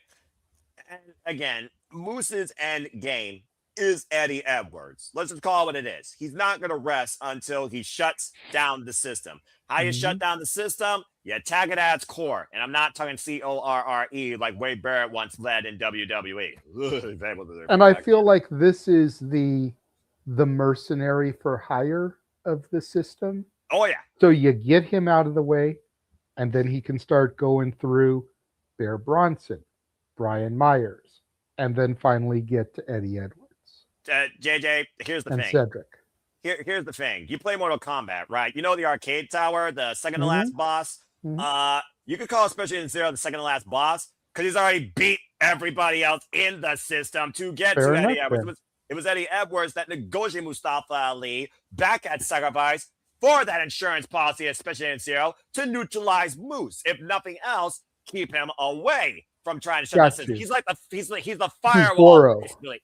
Yeah, he's the firewall basically to the freaking motherboard. So literally, he's Goro before you get to Shane Sun. Got it. Yes, thank you. Exactly. Shout out to my video game players. So yeah, I'm going with I may not be much of a gamer these days, but I did play Mortal Kombat back in the day. Startup Up Scorpions Fatality on the Sega Genesis. Fatality. You know, yeah. So I get your video game reference here in the Mortal Kombat Tower. Thank you. I appreciate that. All right. And again, stay tuned, folks, when we level up with Super Liable Gaming here very soon in the near future at the Super Liable Studios. All right. So that being said, Special Ed Zero, Moose. I'll start here because I'm the point. And I will say off topic here real quick. Shout out to Effie for responding to my tweet earlier today. Actually commenting back and replying to me. Oh, nice. And again, looking forward to going to Big Gay Brunch Saturday, 11 a.m. local time in Las Vegas. Walter and I will be there. There you go. And again, folks, follow us on Studio 2024 for everything we're doing this upcoming week and learn more about that tonight on the Shenanigans, as well as our final promotion for Pull Down Mania with Ed and Santonio on the X. Thank you for that. All right. That being said, we got a Special Ed Zero, a Moose, and a Moose. That sounds too Canadian almost. But anyway, yeah, I think Moose is going to overcome Special Ed Zero because I don't think Special Ed Zero is going to keep him away from Eddie Edwards. I also really think that it's also going... Oh no! That was I was afraid of having deja vu. Bloody fucking hell! What's a Canadian accent versus a French accent? I promise you, it's not me, Noah. My hands are on Pokemon Red. I'll say Walter is innocent in this one. This is what happens when you got two people that have too much power. Damn it! Damn it! Damn it! Damn it! Okay, let's get back on track here, shall we? Before I have to go grab another Mountain Dew to calm my nerves, and I'm almost out on this can too. Emmanuel, you're next. Moose versus Special Agent Zero. What do you guys say regarding this match? I might have to change my pick. I mean, thank you, because it might be Moose because like I have him in the prediction Agent Zero, but. After this, like, is he good? Like, he needs to break away from the Ali, and if he's gonna be a credible singles man, like, and like, how far do you push Agent Zero as a singles competitor? Is this one of those questions? Like, but I probably have to keep my pick because it is Agent Zero's first match. And it makes sense. Maybe he does break away from Ali and Oral 4. But it's one of those things like, I don't know, like how the storyline's currently going, it's not going to happen. So that's why I kind of, like, I see JJ in your point of view, Noah. Like, right. But for me, like, I think... Yeah, if it's his debut match, first singles match, you need to have him to win. So, all right, fair enough. Charles, you finished this one out. Do you got Moose or Special Agent Zero? Think about this. We don't even know the order of the card. If Moose neutralizes Special Agent Zero, that affects so much more of this card when it comes to Mustafa Ali and Eddie Edwards, for that matter, being perfectly honest here, who, again, is our main event. You see why I did this as cause and effect, possibly. But what do you think happens here? Because, honestly, both these men might take each other out of the equation for the rest of the night. Moose is losing this match. Special Agent Zero's winning. Straight to the point. All right. So we got a secret weapon pulling the trigger and getting the victory here. And technically speaking, this is a normal match. So I guess if things get out of hand or disqualification happens, I guess technically that means Special Zero could win if Moose wants to break him versus beat him. Because again, Special Zero has not been pinned or submitted under any circumstance yet in TNA Wrestling. Put that in perspective. All right. Well, that being said, we've had a lot of food for thought, some unique takes, devil advocates, business acumen, some stuff that has broken me, and producers running wild, it seems. But, well, don't stop that! You just had to say that right to his face. Right to JJ. You know very well this is going to go bad for you. Hey, let's go ahead and get right into it, though, shall we? This is what happens. Shut the heck up! This is what happens when you have more than one producer running things, it seems.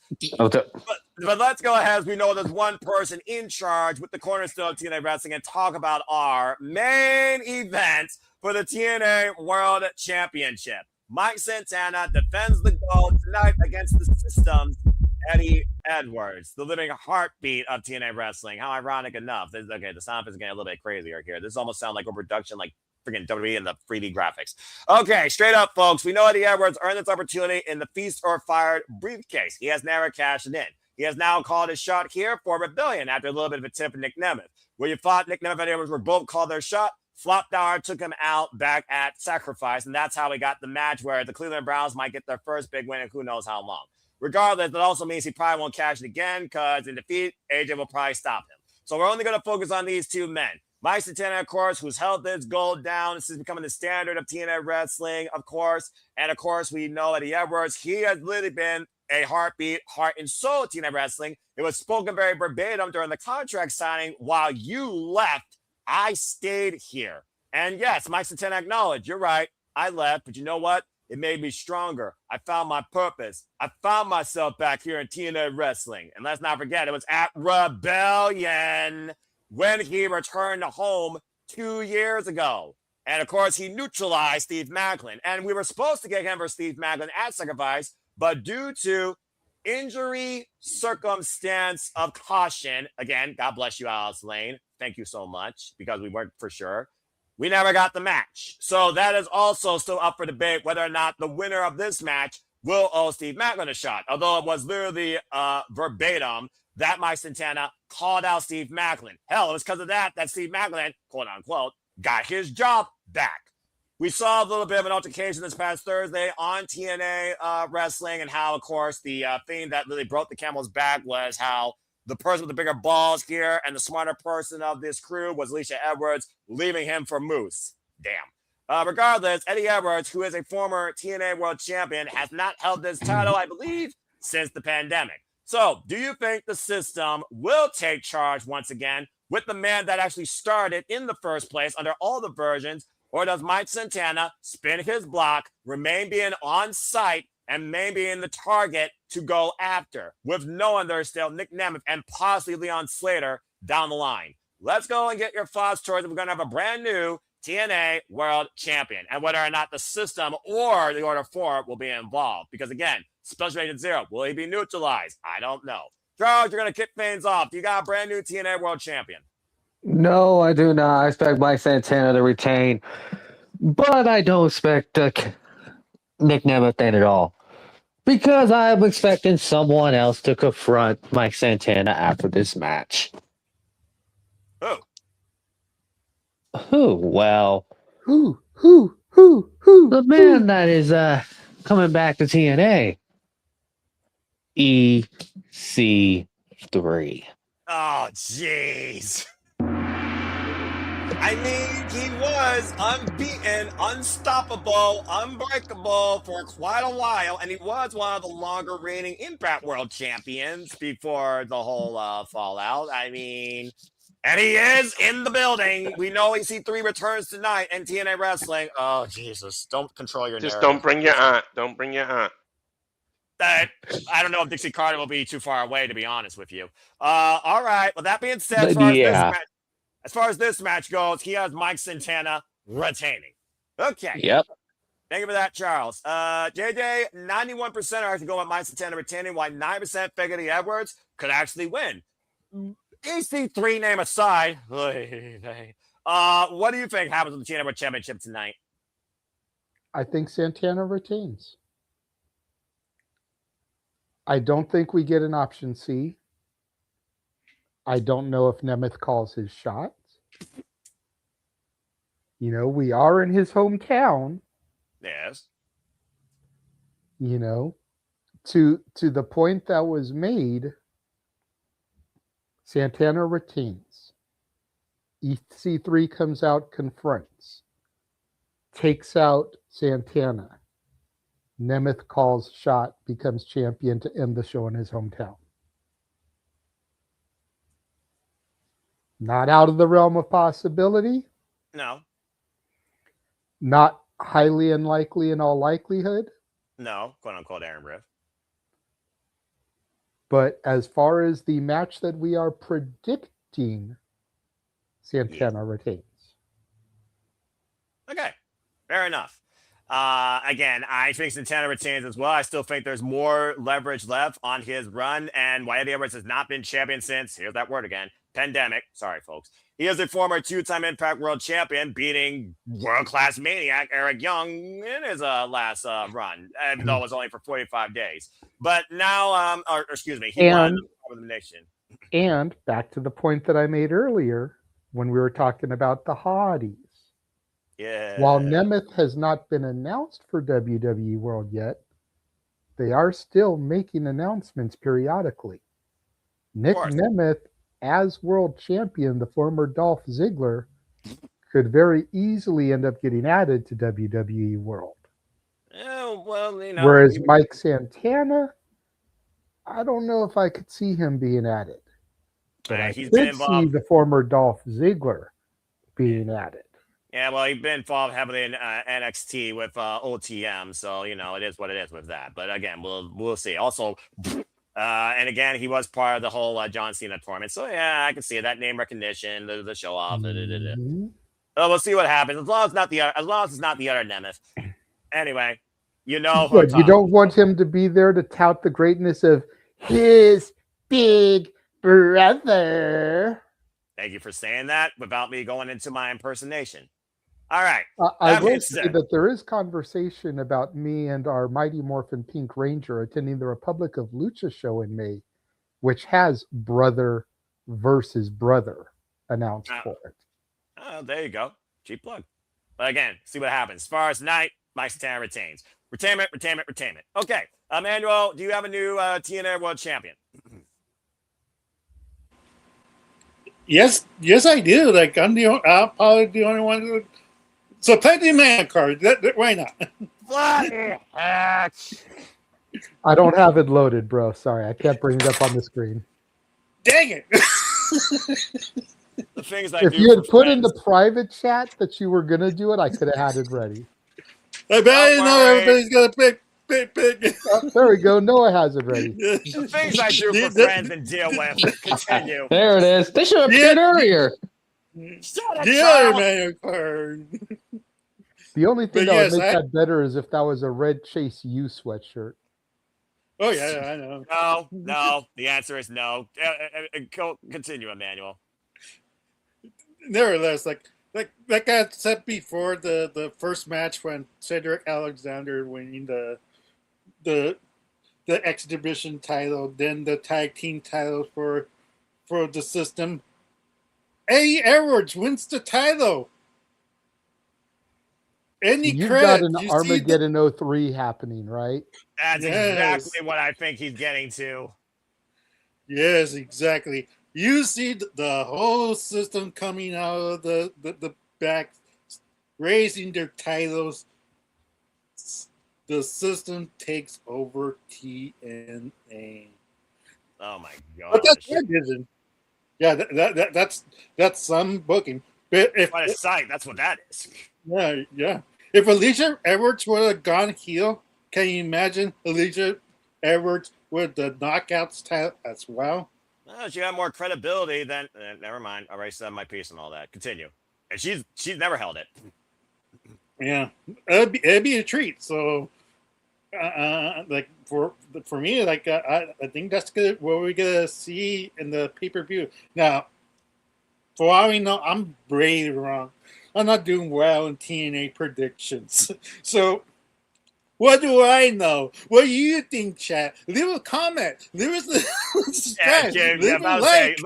encourage the chat to continue commenting on TNA Wrestling because I do love seeing that. Because again, TNA Wrestling, the letters themselves, they matter. This current regime, I have no idea. The jury is out. But thank you for that, Emmanuel. And again, we'll be covering one more thing. TNA Rebellion. Go ahead. And one more thing before we sign off. At 8 p.m. Western time, we might see Noah sing. We might see Jay-Z sing. We might see Walter sing. Provide the money. Give these people the money. They Show need me the money. For Las Vegas. They're Scrooge. I had it and I lost it. Damn it. This freaking broke his brain. Thank you. Yes, that one. I was making a reference with that, and I had it and I lost it. All right. Well, again, Charles. So your thought went down the manhole?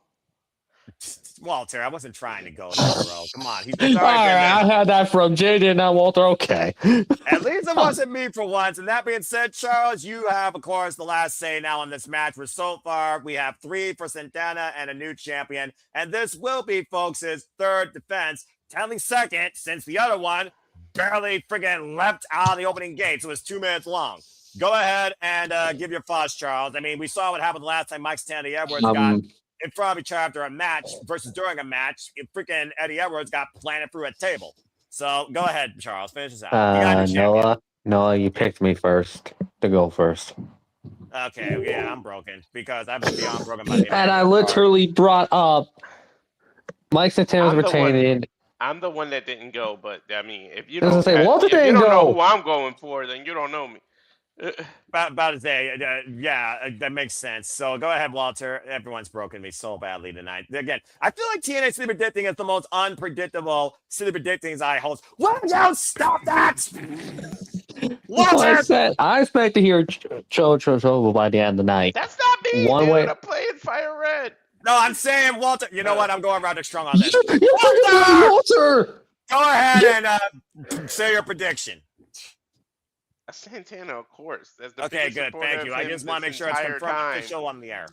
Out of all of us, you know I ain't going against my boy. Clearly, that'll be the day, just like the day that Charles goes against Elijah. So, thank you for that. Oh, not happening. Never say never. So JJ's never going to go against the king of the TNA, so. Freaking con artist, crony. Just saying, you got 2 people who are not going to go against their, come on. You should know this by now.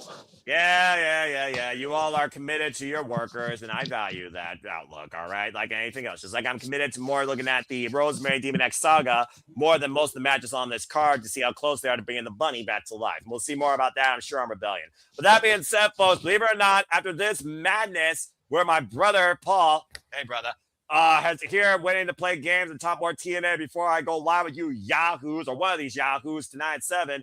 That is TNA Rebellion. So what are your thoughts, your opinions, your predictions, your outlook, your circumstance surprises? What does EC3 do to control your narrative or the future of TNA wrestling? Let us know in the comments or in the chat as we get ready to conclude. And thank you all for tuning in. Again, if you have not joined the league, the format's in the chat, the format's on my X, and the form will be in the comment section of each of these streams at the respective YouTube channels. So please subscribe today. With that being said, let's go ahead and get the heck out of here before we get ready to call TNA. Charles, always a pleasure. I'm sorry that wasn't me that insulted you regarding the gimmick that you now hold forever, but hey, we still appreciate you. Go ahead and tell other people can find you. You can follow me on X at Dudes All Grand, though. Bloody hell. Why do you believe in uncredited? And believe it, Chase you! Never.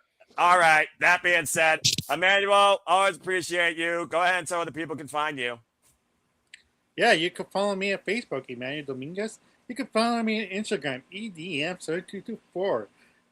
You can follow my dorky sister, Arlene Dominguez, on Facebook. Emmanuel's going to get butt kicked out. But I can see Emmanuel for a while. Well, she's not here. That's why I could say that right now. Anyway, she's going to watch this later. I was going to say, she's going to watch this back, dude. Anyways, Arlene Dominguez at Instagram, 8DM72244 at the X, and you can follow my channel, my YouTube channel, Interactive Games and Movies. Tomorrow, we're going to see Full Russian. Like, that movie has a better place in my heart because, like, it's one of the two movies that we went with my grandparents, and it always brings a smile on my face. I always remember them. God bless them who are there both in heaven right now. But you know, it's a good movie. Like it's a place of my heart. That if you want to come after AEW's pay-per-view, you're all welcome. If not, it's okay. I'll be on my own commenting about the movie. Why it's so special to me. That's Matthew Perry and Salma Hayek, right? That's what I thought. Okay. Yeah. Leave it to the filibuster to know that. And thank you for that, man. I always appreciate you. God bless you. Walter, as you're capturing Pokemon, so overrated, by the way. I believe I am on the call with you. Sorry, Paul. I said what I said. I stand by what I said. Go ahead and plug and promote your channel, bro. You can catch me at Rage of Wrestling on YouTube, the Walter.Cruz.940 on Instagram, Walter Alex Cruz on X. And I really don't do the blue one anymore, but that's Walter Alex Cruz as well. Yeah, well, those skies haven't been clear as day since who knows when. But nonetheless, thank you for that. And if they are clear, there's nothing happening up in them, not a single cloud. All right. Well, that being said, JJ, again, you know what's ahead for you, but go ahead and tell the people can at least find and connect with you. And then, Emmanuel, I see your hand. You can speak after he's done plugging his channel. Of course, it's Chase You Graphic. Damn right. The greatest faction in NXT history. You can find me on Instagram at the Renegade JJ Williams, YouTube, of course, Casa D18 Studios, X Casa D18 Studio, no S at the end on the X account. And then, of course, make sure that you're following the Simply Reliable Studios on X at SR Studios 2024, because that is where we make all of our big announcements. That's where we are streaming this right now, as well as on some of our respective YouTube channels. That's where Shenanigans will be this evening at 10 Eastern, 7 Pacific. That's right. With Ed Laredo, ahead of our 4th annual wrestling karaoke stream. Bloody hell. As Emmanuel said, make sure you get your donations in for that super chat. You know, let us know in the comments how much you're willing to donate. We'll do the spins, and then you can send the money to whoever had to seen as a result of your donations directly. That way, Walter and I have a couple extra dollars in our pocket for Vegas. That way, Noah has some money to possibly go to an independent wrestling organization in his area some point this year. Or hey, maybe he's got an extra $10 to buy a pitcher of Mountain Dew next time he goes bowling. Yeah, that's fair. All right. Well, thank you for that, JJ. And as always, believe in Chase University. Exactly. Believe. Never. I will never believe in that. But thank you for that, JJ. Hell, that's an insult to the Undisputed and so many other things.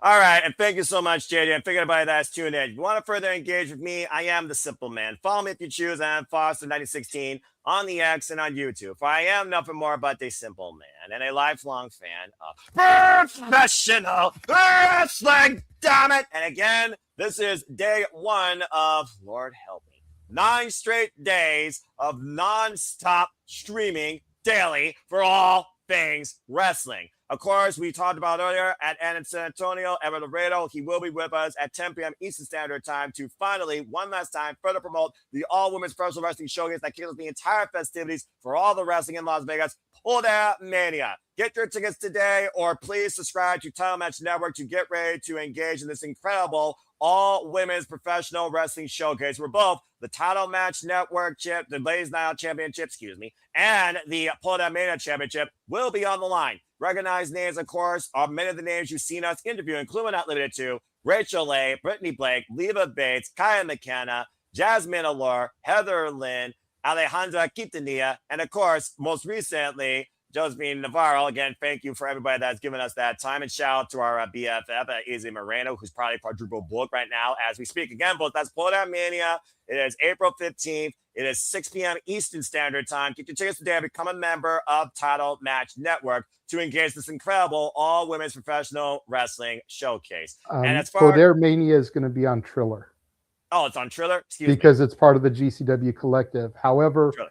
Ed did say in his interview, once it airs live, it will be up for replays on Title Match because that's where the Poder history is, hence your confusion. But because they are part of the collective this year, they will be streamed live on Triller.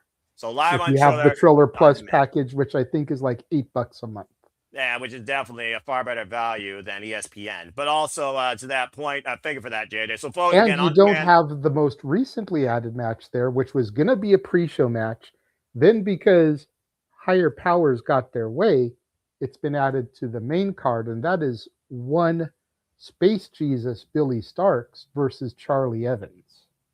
I'm very happy to hear that because I'm all about both those incredible female competitors. I also was unaware of that. So thank you for letting me know about that. All right. And there you all go about that. And as far as my simple agenda goes, you've all been, of course, engaging in Simple Predicting here. And I thank everybody that always continues to tune in or take part. Of course, the simple agenda continues. We'll be covering Rebellion tonight, and we got Dynasty tomorrow night. And then you see the first of a threshold of a week-long watch-along streaming schedule and City Predictings thereof, of course, for WrestleMania week. Again, the next City Predictings are literally for WrestleMania. So stay tuned for City Predicting for WrestleMania Night 1 after Monday Night Raw. Will be 11 p.m. Eastern Standard Time this coming Monday, April 13th. And Night 2 will be Tuesday night after NXT, April 14th, 10:30 p.m. Eastern Standard Time. And you see all the other times, respectfully, when it comes to everything else that I will be doing and covering live for Simple Alpha Studios here for all things professional wrestling, going all the way from WrestleMania into more of Papa Gino, into the Raw after WrestleMania, etc., etc., etc. And as always, we talk about here all the friends of those studios. Subscribe and follow them today. She wasn't here, but she's baddie. Follow our Canadian friend Ash at Bad for Wrestling. Don't be a dickhead. Again, for all your Shinyan Pro Wrestling, New Japan Wrestling coverage and outlooks, and all the bloody techers. We brought her name up multiple times. She is our Mighty Morphin Pink Power Ranger. Follow her when it's wrestling time at Raiders of Wrestling, Datilla, on the social medias, as you see, of course, right there. And again, that's all I got to promote and announce right now before we go live, ironically enough, 7:15 p.m. Eastern Standard Time for Rebellion. But as always, I like to remind you and conclude, there are no winners, no losers, no betters, just fans of opinions with this passion we all share. So at the end of the day, folks, support one another, respect each other, protect your mentality too, treasure your families, no matter how much they annoy you. And just be alive in German professional wrestling too. It truly is as simple as that, you bloody loon. But with that being said, thank you so much once again for tuning into another edition of City Predicting. Anything but I'm sure you, that's part of the fun. Please like, subscribe, comment, and tell a friend. Hit the bells, big goes live on demand on any of the channels that you are watching this on here, including the Simmons Brandon Foster 1916, Kazarian Studios, Rage of Wrestling, and SR Studios on the X. Hit the subscribe button. I assure you, the content, the creativity, the comedy, the craziness, the predictions, the booking, the business analysis is not going to let up anytime soon. Please hit the subscribe button. We definitely need it. Subscribe. That about to say, subscribe. And that's all I got to say for now. So in kinematic fashion, I am going to bid you all a fine adieu. And thank you, by the way, to all of you that engaged in the chat. Armin, Dave Scheffler, Nathan Banks, all of you continue to make this possible. And you're just as important and special when it comes here, of course, to City Predicting. Because you all, of course, are part of the predictions. Again, thank you all so much. On behalf of Walter, Charles, Emmanuel, Arlene, who's probably going to kill him with a chocolate. And what's that about? And on behalf of the regular wrestling JJ Ones, I'm Noah Foster. I will see you all at the top of the next hour. And until then, as I follow I got no. What? I just because Lola Bice finally gets the NXT title, and she hasn't updated the picture of Lola Bice holding her title. Where's your mommy pic, Walter? Where is it? Give it time. Give it time. That's all I gotta say, Emmanuel. and I will say, as Noah signs us off here, don't leave the stream just yet, everybody viewing at home. As once Noah signs off, we are going to hit you with our WrestleMania week trailer and a special presentation that's been submitted to us by Noah Foster. So you definitely don't want to miss out on that. The special presentation is a mini motion picture of sorts. Runs about 11 minutes. Little on the long side, I know, but trust me, well worth your time. So don't leave the stream until that is over. We won't be back on. Once that ends, the stream will end. So just heads up to everybody watching. Continue. The things I do for friends on an annual perspective, I swear. And again, get your predictions in, folks. Make sure they're a final. That was me that time. No. That was Walter. No. Secret Blue! Make a No, not again. Not again. Have a good night. Not again. And God bless these freaking producers. And we will see you next time for Cedric Predicting as we get ready to make an impact in Cleveland, Ohio for Rebellion. Stay tuned as JJ talked about earlier. I'm getting the heck out of here. Have a good night, folks. You all are freaking idiots. I had to get And now for a taste of things to come.